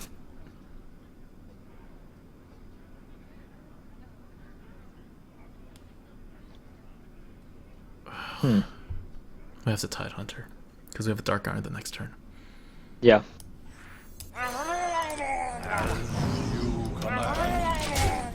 It's a good Cobra by him. Yeah. Just hoping his 3 is like he did that just because of the advantageous position Cobra would give him, and not because he actually has a strong turn 3 play as well. Well, then he'll just ping the 2/1.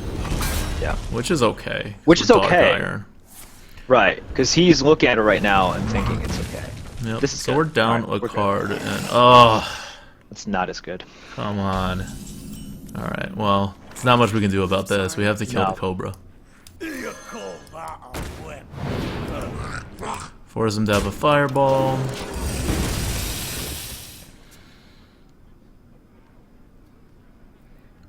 Why did he say sorry? It's a weird. I think he's Like, just sorry that he has a 1 mana drop.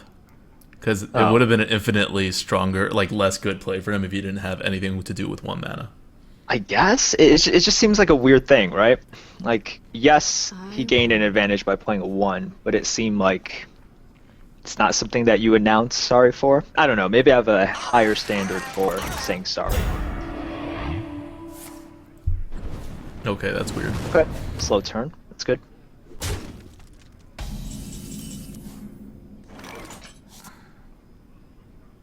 Tap.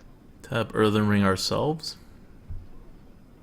Because the stuff on the board is going to keep getting healed by the Blood Imp. Tap first. I don't care enough to Shadow Bolt this thing right now. I don't care enough right now either. But heal ourselves, not the Dark Iron. Doesn't make much of a difference, 4 or 5 health, or potentially Makes even it- more. Eyes are open. Like, it doesn't make a difference. No. Or the percent chance in which it would have made a difference is very small. Yeah, it really doesn't matter. There's no. Special delivery!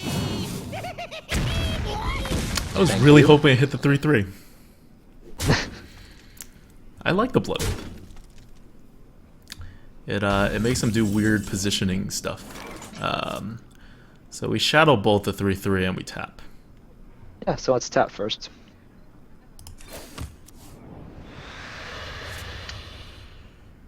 I want to use it, but I can't. We'll just keep that around. Shadow Bolt the 3-3. Kill off everything else. Cool. Alright, we're in a decent spot here. We have a lot of card Warlock. advantage, but he has 9 damage on us, and we've already used one of our heals. Which is our only Not that heal. worried. It's 9 damage on turn 6, which... Oh. Hello.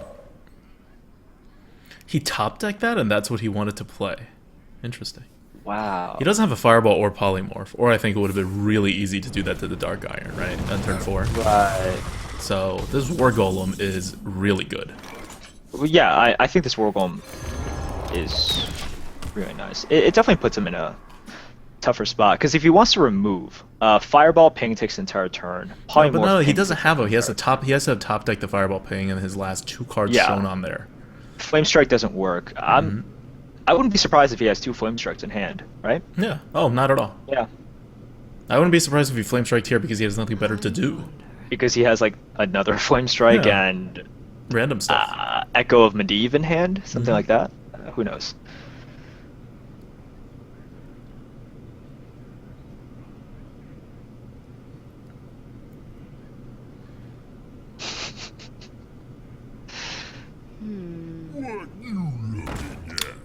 And in this case, one of the cards that's not Shadow Flame would have been much better. But we're still good. We're Dark Ironing, Mortal Coiling. Yeah. Oh, hold on, no, we're Dark Iron, Big Game Hunter. Does that extend too much? That extends a little bit too much.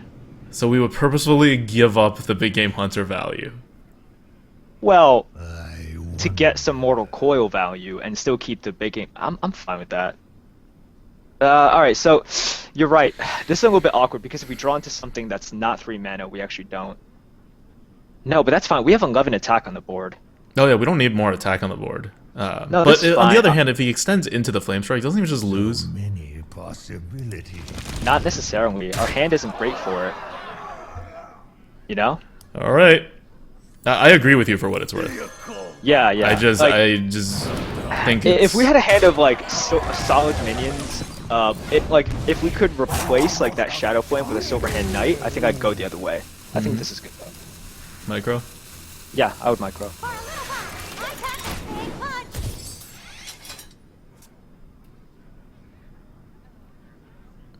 I mean, the Big Game Hunter is locked in our hand, as long as that 7/7's out there. Sense Demons right now would be a top top draw. It's clobbering Okay. time. Just keep on removing.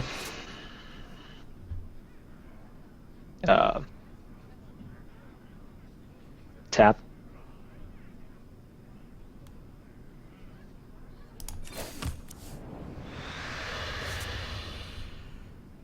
Yeah. 4/4 into the 4/4 golem into the smith, drop the void caller, and just go face with the micro. Well, I thought we were afraid of the Flame Strike. We have to keep the Void... We have to keep this War Golem at 7/7. Well, no, it doesn't matter. I'm going to because- throw the 3/3 into the 4/6 and Shadow Flame the 4/4.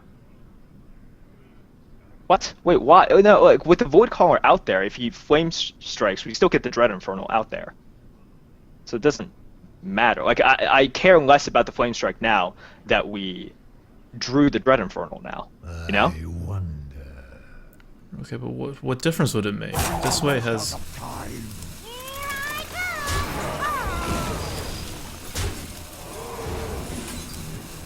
then you're just gonna drop pint size. Damage on his face, making him lose.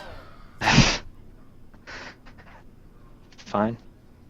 I don't understand why you would slow down, not deal any face damage when he obviously can't remove the 7/7. Like, we're 1 damage away from lethal right now. I think we could just definitely starve him, and there are opportunities. Like, if we don't have to use the Shadow Flame, it's another card for us to just like take complete control. Now of the we game. have lethal. Coming through. Now we have lethal. Well, Wow, assuming. assuming. Coming through.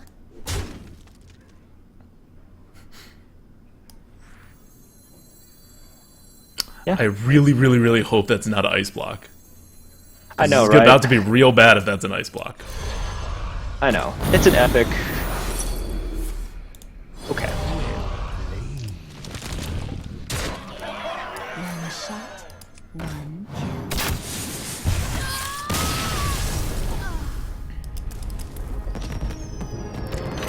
Alright. Got my quest. Got the 5 wins. Going for 7.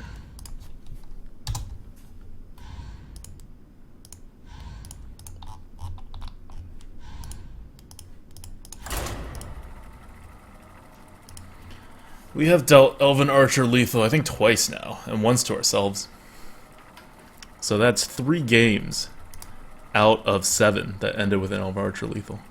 We do value it pretty highly in Warlock. Yeah, especially as a way to kill yourself. If you guys think about more it, hunters. Have we beat every hunter we've seen? maybe. But they've either been bad or their deck has been bad. Yeah. Yeah. Blood Imp is fine.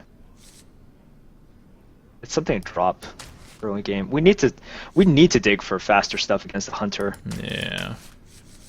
Yeah, Avoid you Color can't. Dread Inferno value. I know you want to do that, Dude, I'm but all you about- know that's a trap. What if we keep the Earthen Ring because it's one of our only 3s?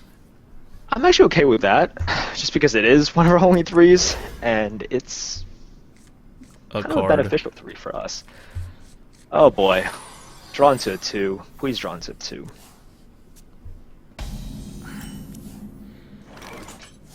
It's fine. Voidwalker. Coin out the Blood Imp. Yeah, let's do it. Or no. And the next turn we can Blood Imp tap.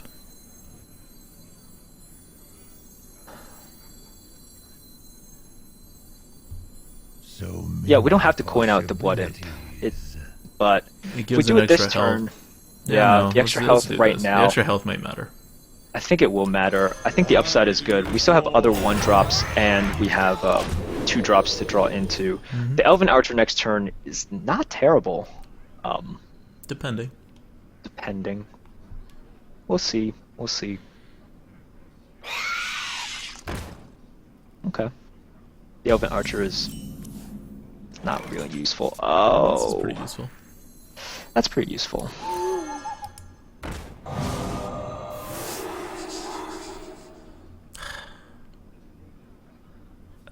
I start killing it, right? Yeah. You start killing it. For buff purposes, for just like... Yeah, because otherwise you Yeah. have to wait for the 50% chance that it buffs the owl. Yeah, exactly. Whoa. Fine. He got a 2 for 2. And he got himself out of an awful situation, and now he can't do anything but empty Earthen Ring. It's good for him. That's... Well, no, this is good for us, because we have Dark Iron to follow up. Mm-hmm. Yeah. We waste a heal. That's bad.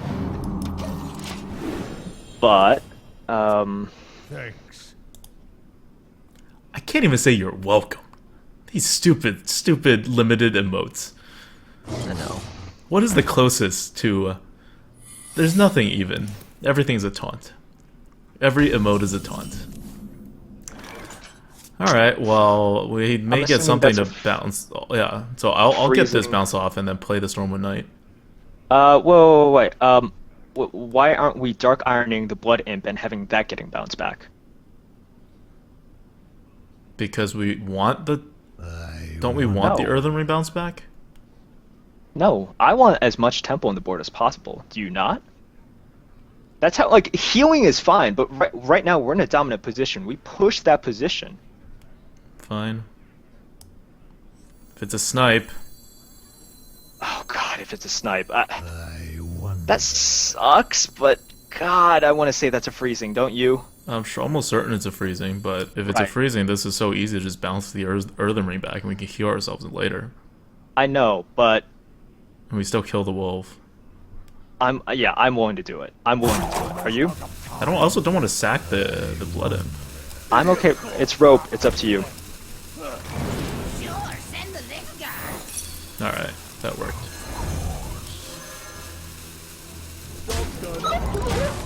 This Blood Imp is not coming back though. It did us so good. Ratsmus in chat.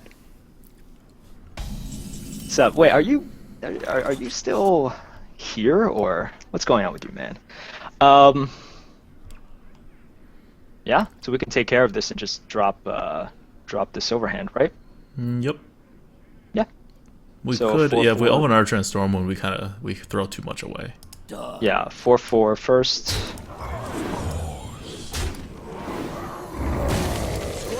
Attend me. Job done. Ready, sir.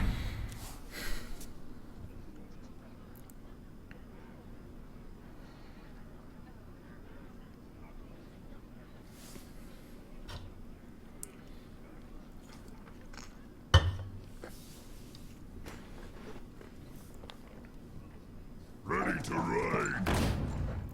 That's fine. This is all fine. He's just removing. He's just using Unleash like that.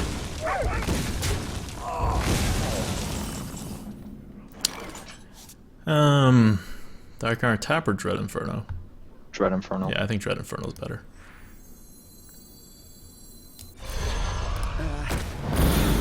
The difference between 2 health and 1 health on our 2/1, that's negligible. Yeah. 6/6 body is significantly better than the Dark Iron. And it's not like we need cards. We actually have card advantage without ever having tapped. Because of the Yes. Blood Imp. We have so many ways to deal with this. Well, we can't Dread Inferno or we lose our 2/1. Yeah, I know. So we Dark Iron and we play the Blood Imp. If we just Elven Archer, we have 6. So many possibilities.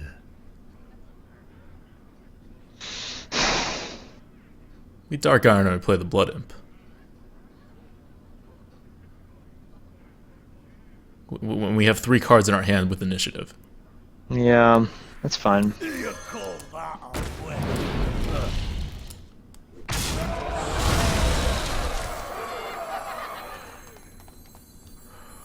I want to do this.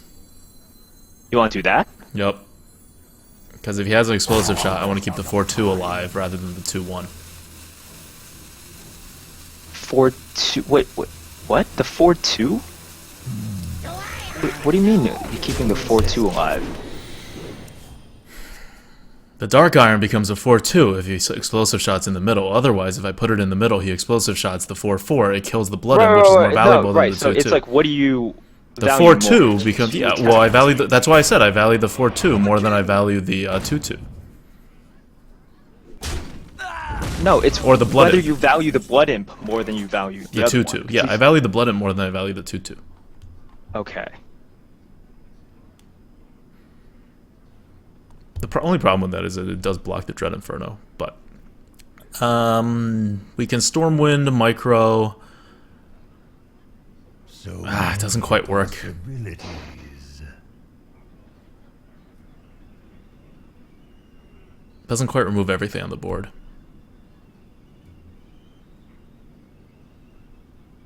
Seven. I guess we tap. 4. I'm very committed to keeping this Blood Imp alive. Okay. Well, yeah, you could tap. Tapping is fine. Okay, so 3 will get rid of the 3, and then we'll use the Elven Archer and the Micro Machine. Micro Machine. Yeah, that's fine.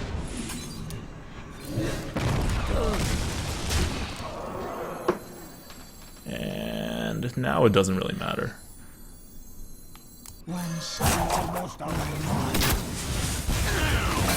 is the one I want to keep alive the most. Yeah. Well. If it was like that, then the Dark Iron should be all the way on the left. Yes. I mean, it didn't matter at the time because it didn't buff the Dark Iron, but yeah, on the chance that it could have buffed the Dark Iron. On the chance that it could have, it should have been all the way on the left. It's fine.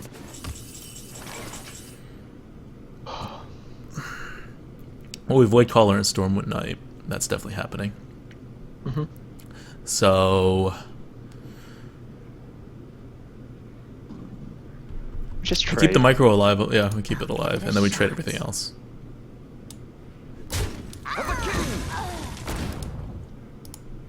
For honor. All right. So where does the Void Caller go?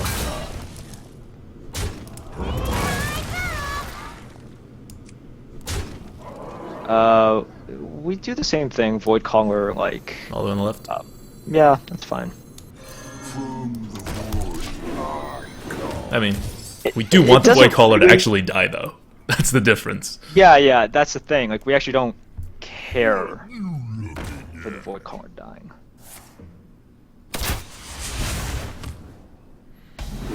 Yeah. It's actually rather annoying. Okay, so we can trade these two and the Dark Bomb in and get the Dread Inferno out for free. We don't care if we get it out for free because we actually have the mana, but we're life tapping first.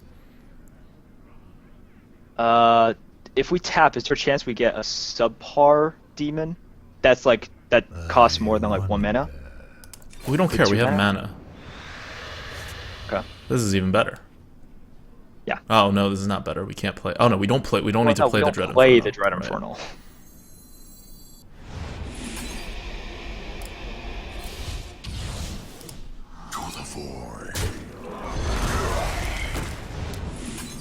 What do we get?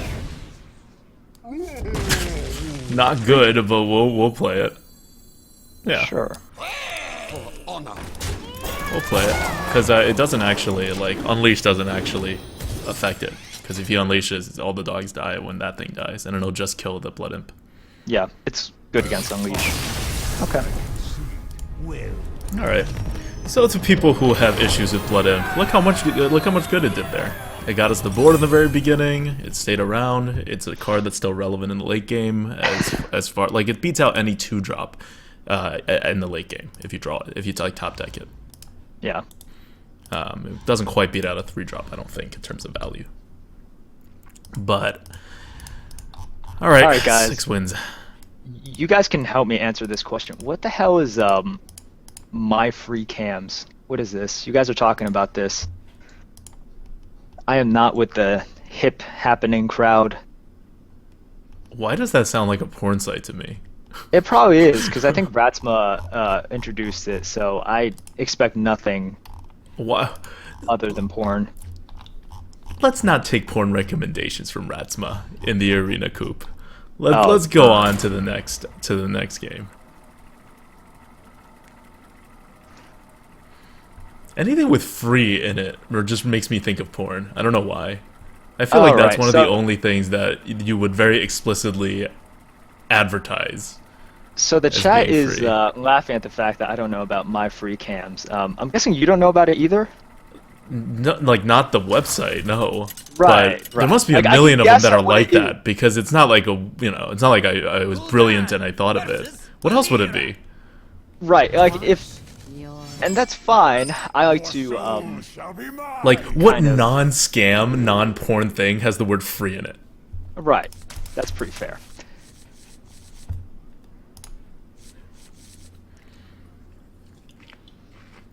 Earthen Ring Farseer? Keep? No. We're on curve. We needed to. No. We needed to. Yeah.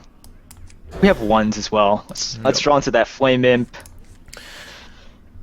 Let's not draw into that Flame Imp. That's okay. This is fine. We got our 2. Oh, we got our Blood Imp. This is such a good. win. Because the rogue, Blood Imp. the rogue relies a lot on dealing the exact amount of damage to your minions, and they have so Yes. much variety too. So it totally screws them if we like have a 2/3, which we don't. Fairy he does Dragon that nothing. he's unable to target. He could still like kill it. Doesn't do anything, but I'm not sure Pine Size does anything. Pine Size doesn't do anything with what's in our hand. Well, it lets us Fairy Dragon tap the next turn instead of just Fairy Dragoning, instead of just Pine Sizing. It does. Who do we want to get more health over the span of 2 Many turns? possibilities. I guess Fairy Dragon most likely, as opposed to a Pint Size. Nothing he puts out is going to be like 2 health. Pint size does allow us to get an extra Yeah. tap in. Plus, Yeah. there's the upside, right? There's the upside to. Yeah, and he can't backstab it. Right, he can't just backstab it. Right. He has to dagger it as well, Yep. which is good.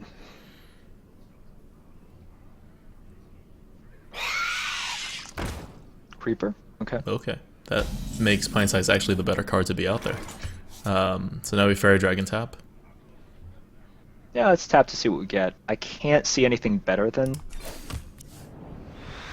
Oh, why couldn't you be here a turn earlier? All right. Play around Betrayal. Well, no one could target any of these guys. But yes, this is the Betrayal play around, right? Yeah. Yes. Do we preemptively kill it? No, we don't. No. No. Coming through. It's not like a hunter with beast synergies. Yep. Oh, and he can't even kill that either. This is the most awkward board for him. And next turn we can play that Silverhand Knight. Maybe. We'll see. Depending on what he does this turn. But that would be so strong. Like, Yeah. Silverhand Knight versus Void Caller, the difference is huge. Although So the he Void doesn't kill Caller the would point. get out at Dread Inferno. Yeah, yeah. Your opponent's left. Hey! That's the way to do it. No, that's such a crappy thing for a rogue to be staring down at, you know? Just like It's so things that you awkward, can't though. remove. Everything I put out is going to be 2 manas now better than what it should be, right? Because we're ramping up 1 mana and we get 1 extra health. Yep. Well, randomly, but still. Another Blood Imp win. We've hit our 7-win mark. Yeah, so this deck, I thought the lack of 3s was going to sink us. And we found ways around it. We have found ways around it. Yep. But So, lack of 3s doesn't hurt us, and we knew that if we had coin. But even if we go first, it doesn't hurt us if we have a 1-drop, or if we have 2 1-drops, or if we have a 1-drop that we draw on our turn 2 or turn 3. right. So, Or you could do something fancy like we did with Pint Size. Pint Size. Yep. Yeah. it's also why I really wanted to take that Pint Size, because I knew we didn't have 3s, and that was a way out. Right. So the difference was, or the choice was between Pint Size and a Mana Wraith. You pick Mana Wraith when you have like a control-heavy, or a control-oriented deck in which you want to just slow down your opponent for a turn, or perhaps slow them down for 2 turns, right? Yep.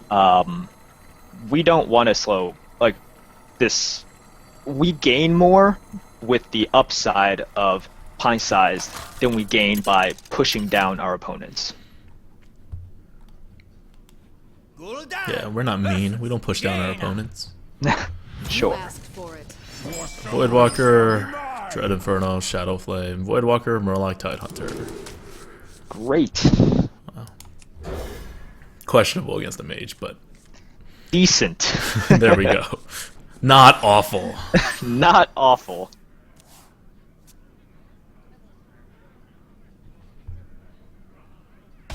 If we coin it out, he's forced to ping. We don't need to do that, though. We can just We don't need to do Voidwalker. that. Nope. Voidwalker is fine here. Why do you fall? This is good. If he is like a very control-heavy like deck, okay, this is fine. It's not that good. It's kind of a amazing counter to our Murloc Tidehunter. It's a good counter, but That's what we Murloc play. Tidehunter is fine, and then we Hit his face. yeah, we're not in any position to deal with that right now.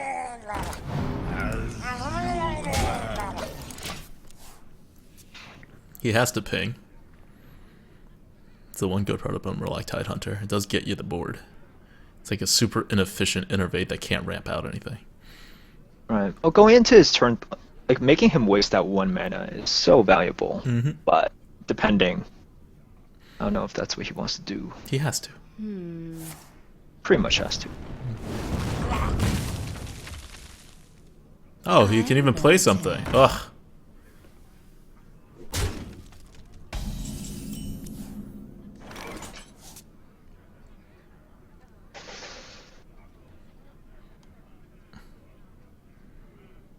This could be the worst Dark Iron Dwarf ever.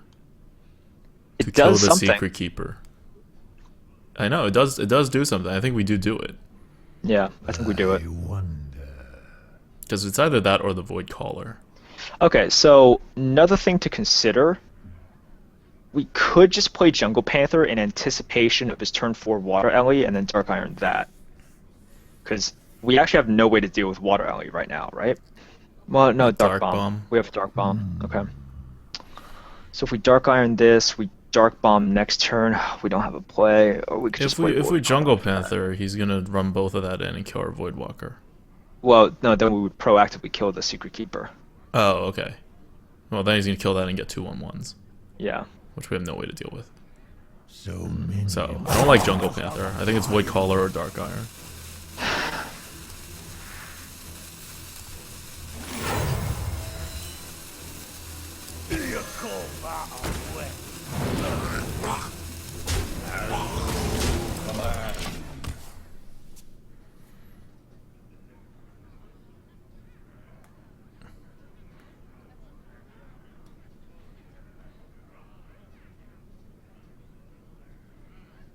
It's just Water Elemental. I would have played the Void Caller if there's no such thing as a Water Elemental. Is he gonna fireball that? Frost. Crossbow King. It's fine. That thing? So that Alright, means he that's doesn't. fine. So he's committed to pinging that thing. No, or, he has no, one more. sorry, he has 1/1s. That's fine. It's fine. It means he doesn't We're have a Water slowly getting- Elemental. Getting rid of 1/1s. We can Panther and ping one of them. Kind of annoying. No, I think Void Caller's better though. Is it? Because we don't have a demon in hand. Panther. Yeah, but what are we Archer doing the gives us- next turn? 5 mana. If we Void I Caller, we don't- can Panther and Dark Bomb. Possibilities. Nothing really changes. He's gonna throw one of his 1/1s in and put out something with 5 mana. Okay, fine. Right.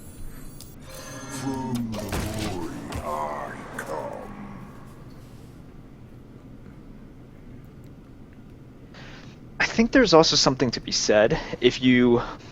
We can talk about this after the game. Huh?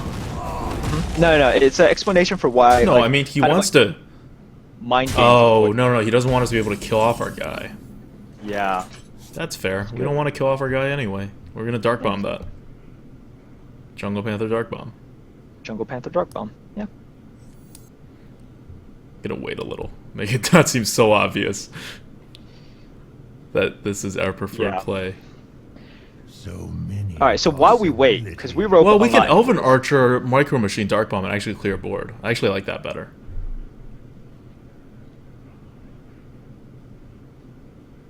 Oh, actually, yeah, that's good. One shot. One. Whoa! No. What? We're Dark Bombing. Oh, yeah. Ugh. Jesus. I thought we were trading into that thing for a second. No, we're killing the 1/1. Yeah. No, my bad. It's just ordering for me, right? I never want the flesh eating to grow. Like in that case, it definitely didn't matter, and that was definitely my bad. Sorry for overreacting, guys. If I burst attack. every your drums, it's my fault. Heart attack. But it's just good practice. Alright, well, we have the board. The Sea Giant needs to come out. What to do? So we need him to play one more minions that he removes. No! No, damn it! What are the odds? Well, it's about to be Flame Strike, so we have to tap no matter what we do. Yeah, it's tap.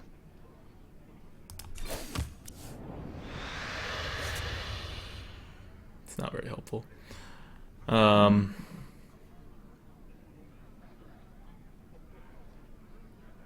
that ring sucks. We have to drop something. And if we drop something, we should trade, shouldn't we?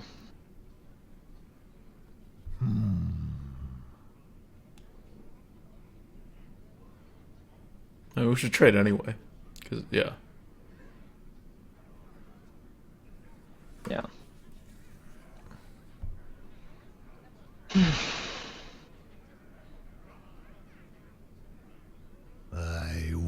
crappy turn, but we just trade and I'd rather. Panther, right? Yeah, I think Panther has more tempo. yeah. Or also, like, Panther doesn't just get removed. It's not as easily removed, and it gives us something to, yeah. Yeah, it just ended up being a really bad turn. Also, mages doing their mage thing. Nah, kinda sucks. Alright, hoping for a good draw here. It's pretty good. Extend into the Flame Strike. Yeah, what choice do we have, right? Give him that 2 cards. Attend me. Ready, sir. Summoning Lucifer.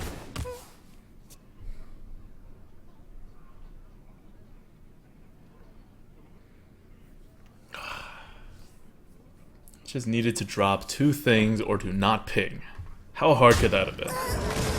Okay, so he chose not to. Oh my god. Crap. Yep. That's game. Maybe. We'll that's see. game. Okay, so we could Dread Infernal and then silence it, right? Yep. Yeah. I mean, we have to silence it. Do we want a Sea Giant? Silence Sea Giant and trade? Probably. So many possibilities. We can even pull back the owl if we wanted to.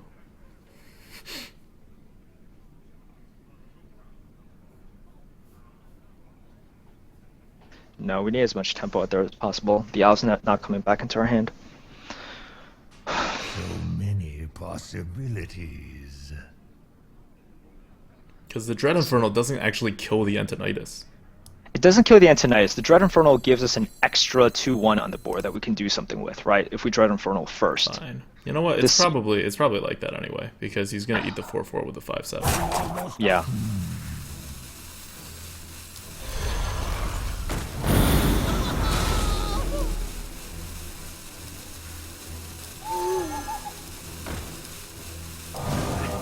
Yes, you insist.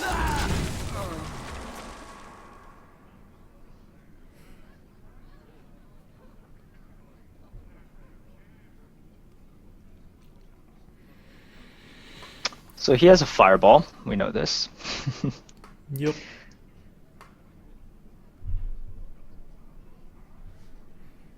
I wonder. Well, if he has a fireball, wouldn't it have been better to just play the Sea Giant? You. Right? Because he actually can't remove it.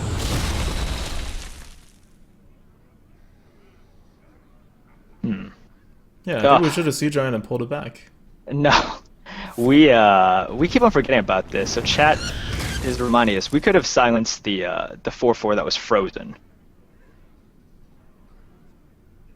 Oh. We keep on forgetting about this. Yeah, that's right. That would have been much better. Well, it would have been a little better. It would have been 5 damage worth better, but... And we're 1 mana behind again. We're 1 minute behind, but you gotta do what you gotta do. What, Shadow Flame tap, play whatever comes out? Basically, right? So many possibilities.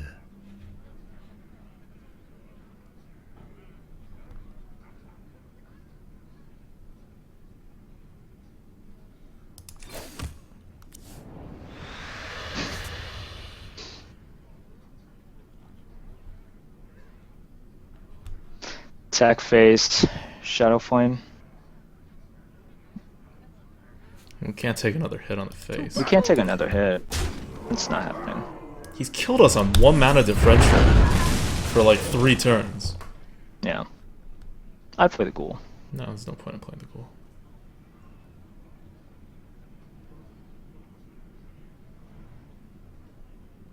It does get the Sea Giant out the next turn more easily.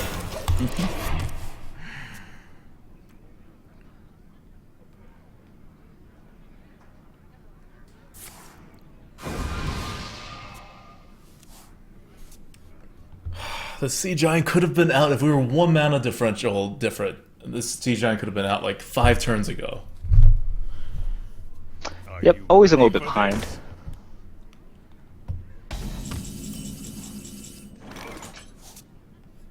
Okay. Well, we could play out here. Wait.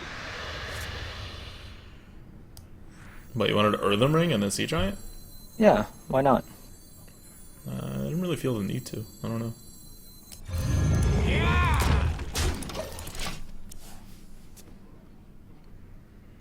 Like, look at his cards, look at ours. We need to draw some cards.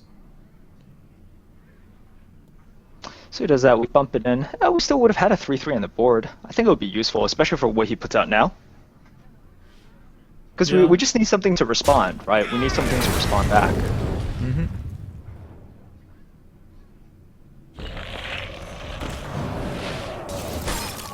Well, maybe not. Depends on what he plays. Yeah.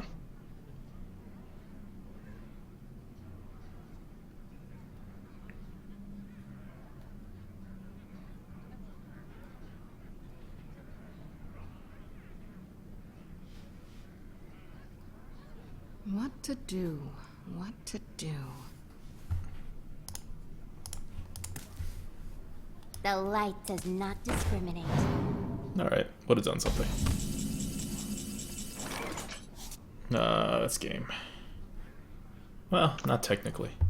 Not technically. So 7, 9. Is there anything we could draw that would do anything? Because it's not technically even if we tap and heal ourselves. Right. Let's see this deck. BGH doesn't help us. Any big swing cards that help us? We have nothing to attack, so Dark Iron We doesn't use help the us. Shadow Flame. Sense Demons is too slow. Did we use the Dark Bomb? I think we might have. I don't exactly remember. I don't think it's worth it. I can't find many cards that would help us in this state on the deck list. Well, we lose if we do the other way, so... Definitely not helpful. But no, I mean, we lose. Yeah, I mean, we definitely lost, but let's do this, heal ourselves.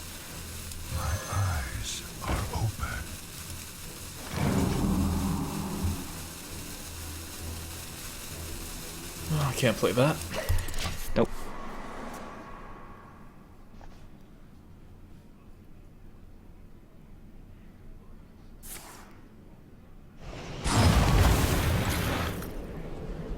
Pretty good Frost Nova.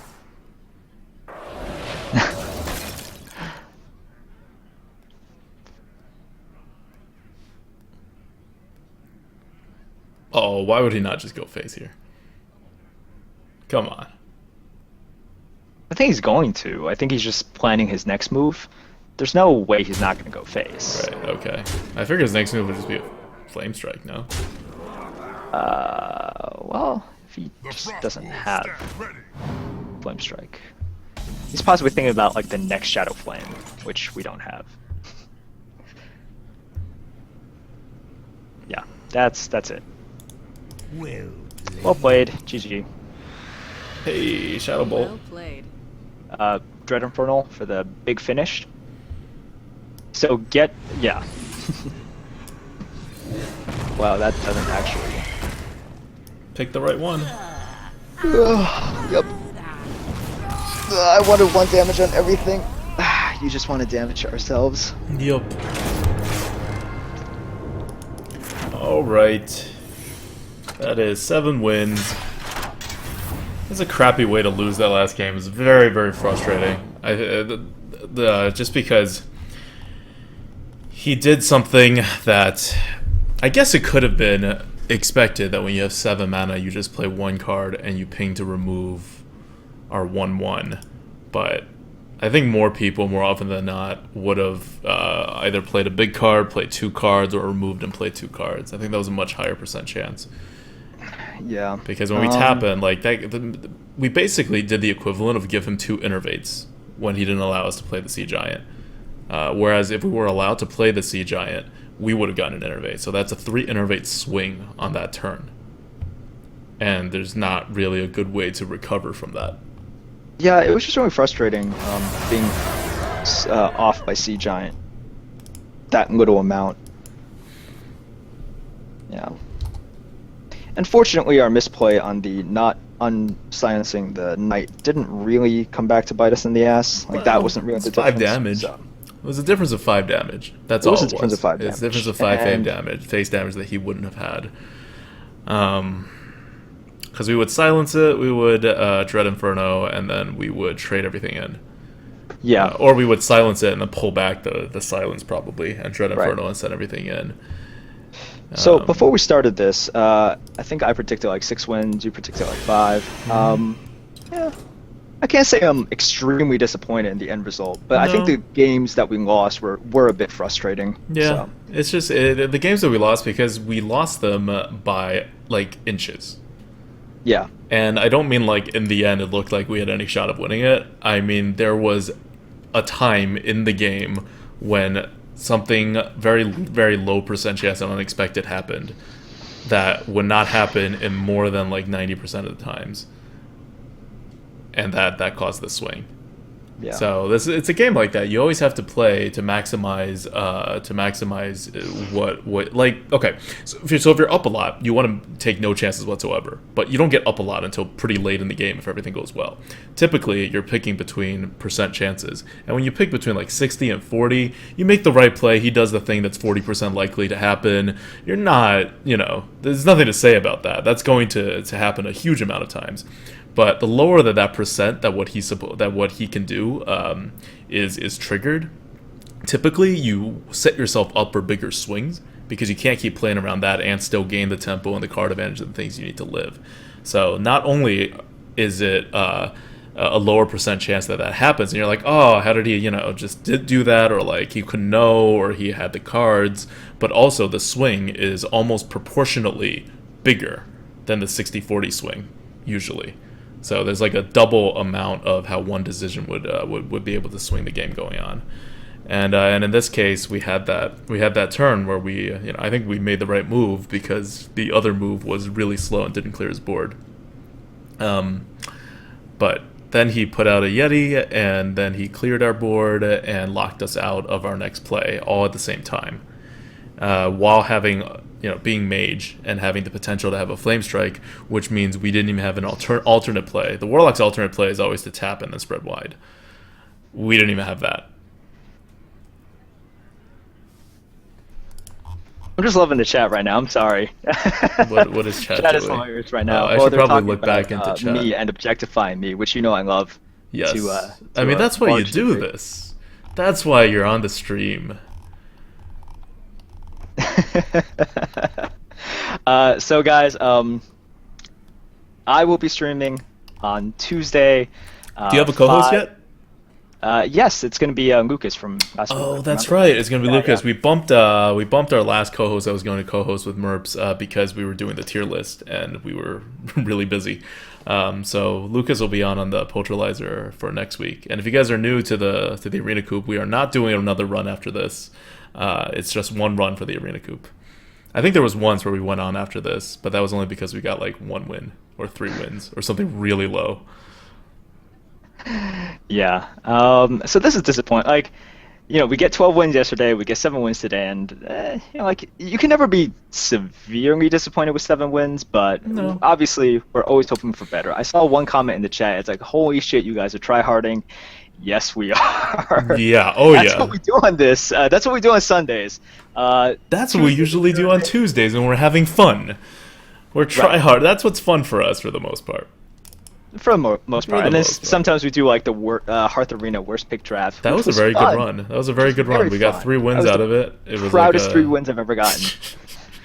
Yeah. So the deck kind of performed in line with how we felt it would perform, except that I was really hoping I had really underestimated this deck because I got that feeling in the first couple of games where the deck was really just doing better than I thought, and I think that continued to happen. But the clunkiness, as you saw, kind of got to it. Yeah, definitely. But by inches. I know. Getting out that siege giant would have been huge, right? Yeah. Yeah, Yeah, it would have been it was by absolutely. inches. And that Antonitis didn't help, but we had at that point we had already come very close to losing the game already. So the Antonitis was like a nail in the At that- coffin. Right, and at that point, basically, because he had like free, I forget exactly what turn it was, free whatever man, he could have dropped almost anything, and we were in really bad shape there. It didn't. It just so happened he dropped to Antonitis and froze something to get a fireball, which is pretty bad. But he could have just dropped like 2 Yetis, and we were still in pretty bad shape. It didn't so matter what he dropped, just that he dropped something. Eyes of Sanity says the Night Unfreeze wasted your Shadow Flame. No, it didn't. We didn't We didn't have a Shadow Flame at that point. We already used our Shadow Flame before that. No, we used our Shadow Flame on the night, remember? To clear everything. But I still don't exactly understand the comment. We wouldn't have Shadow Flamed if we could unfreeze the Night, and instead we would have done something else. He had 3 things on the board. We had a Night. Yeah, Unfreezing the I Night. think he makes a decent point. I'd have to look back on it, but he had 2 small things. He had 2 3s or 3 3s or something, and then he had like a 4 whatever that we would have been able to trade the Night into. I think that we would have there was still a Shadow chance- Flamed.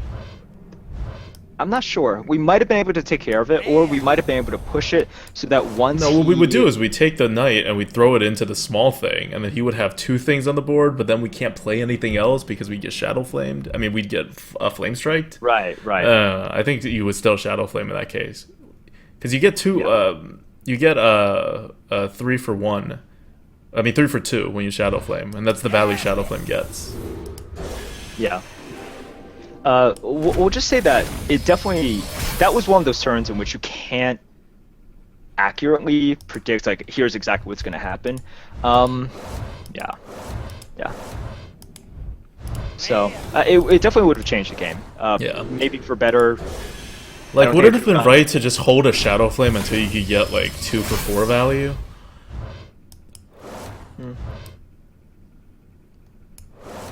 Because we got basically 2 for 3 value.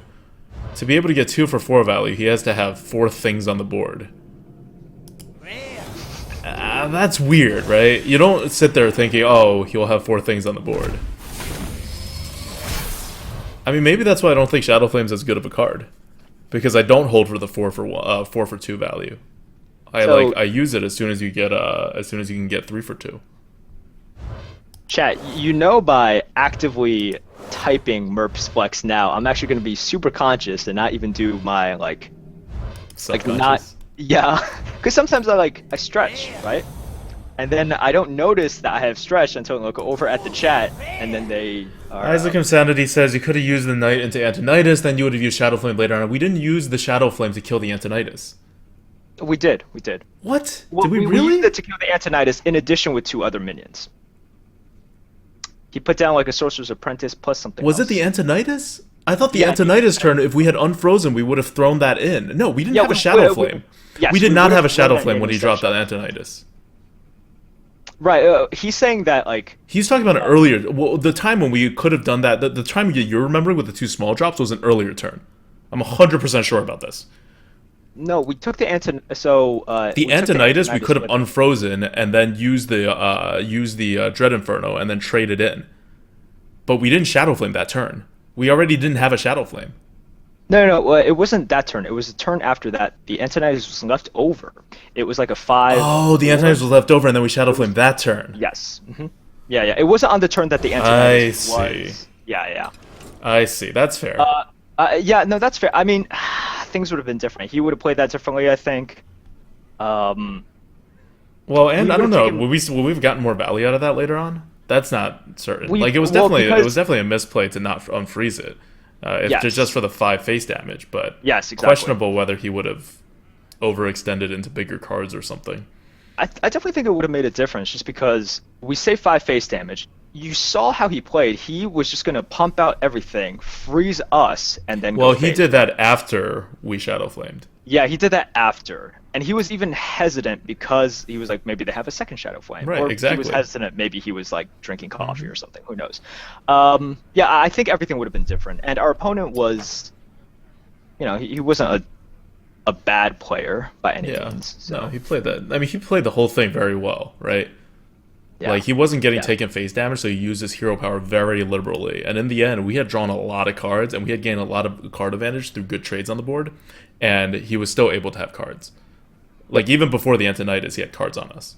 Like, 2.5 cards. So I think there was better ways to play that endgame. I really don't think it would have mattered, because we would never have been able to actually get the board back. Like, we would have been not, like, 3-4 cards behind on the board, but we wouldn't be able to get the board back, and he had us very close to lethal. All right, so I think that concludes this run. Are we just doing, like, obviously the Coop is done, but Yeah. are we done? I'm done for the night. Okay. Are you sounds going? Does anyone else want to, like, take this party somewhere else? We can host you. good. Yeah, guys, we'd be glad to host someone. I don't know who is. Is Rats still, like, not streaming in the not streaming portion? I think he's not. I don't think he'd be here if you were Yeah. streaming. I think he's starting streaming on Tuesday again. Tuesday. All right. Yeah, he's moving to Denver and all that good stuff. All right. Well, that's it for us. We will see you guys on Tuesday or Thursdays when Shang streams, or next Sunday if you're just here to watch the Arena Coop. And we're doing Priest, definitely. I'm going to, like, play until I get a Priest, and then I'm going to just stop playing Hearthstone, because I want this nice, like, cutoff point where we do all the classes 4 times. Yep. But let's see. All right, we're gonna host Shakunin TV, Shakunin frequent co-host. You know him if Wait, you watch Ratsma us. says please host Ratsma. Ratsma, you're not streaming, are you? Maybe he just wants to be hosted even when he's not streaming, just to be nice. We're gonna host Shokunin. We're gonna host Shakunin. Yeah, guys. So if you watch this channel, you should know who Shokunin is. And I think you'll get lots of valuable insight from his channel as well. So Yep. thank All you right. for tuning in. Yeah, we'll see you on Tuesday, or I will see you guys on Tuesday. No more Advocate for a little bit.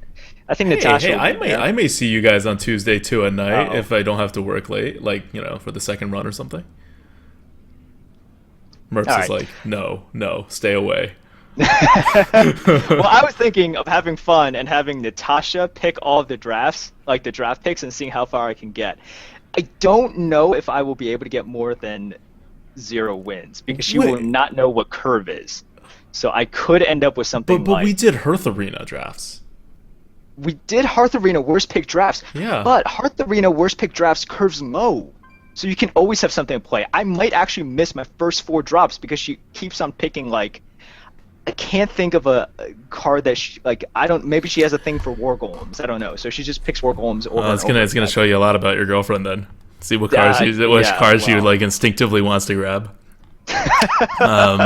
Okay, so we'll see you guys on Tuesday. If I'm not in the stream, I'll still be watching and being in chat. Starting cool. from whenever I get home. So we'll see you guys, and we're hosting Shakunin now. Yep. Bye. Take care, guys.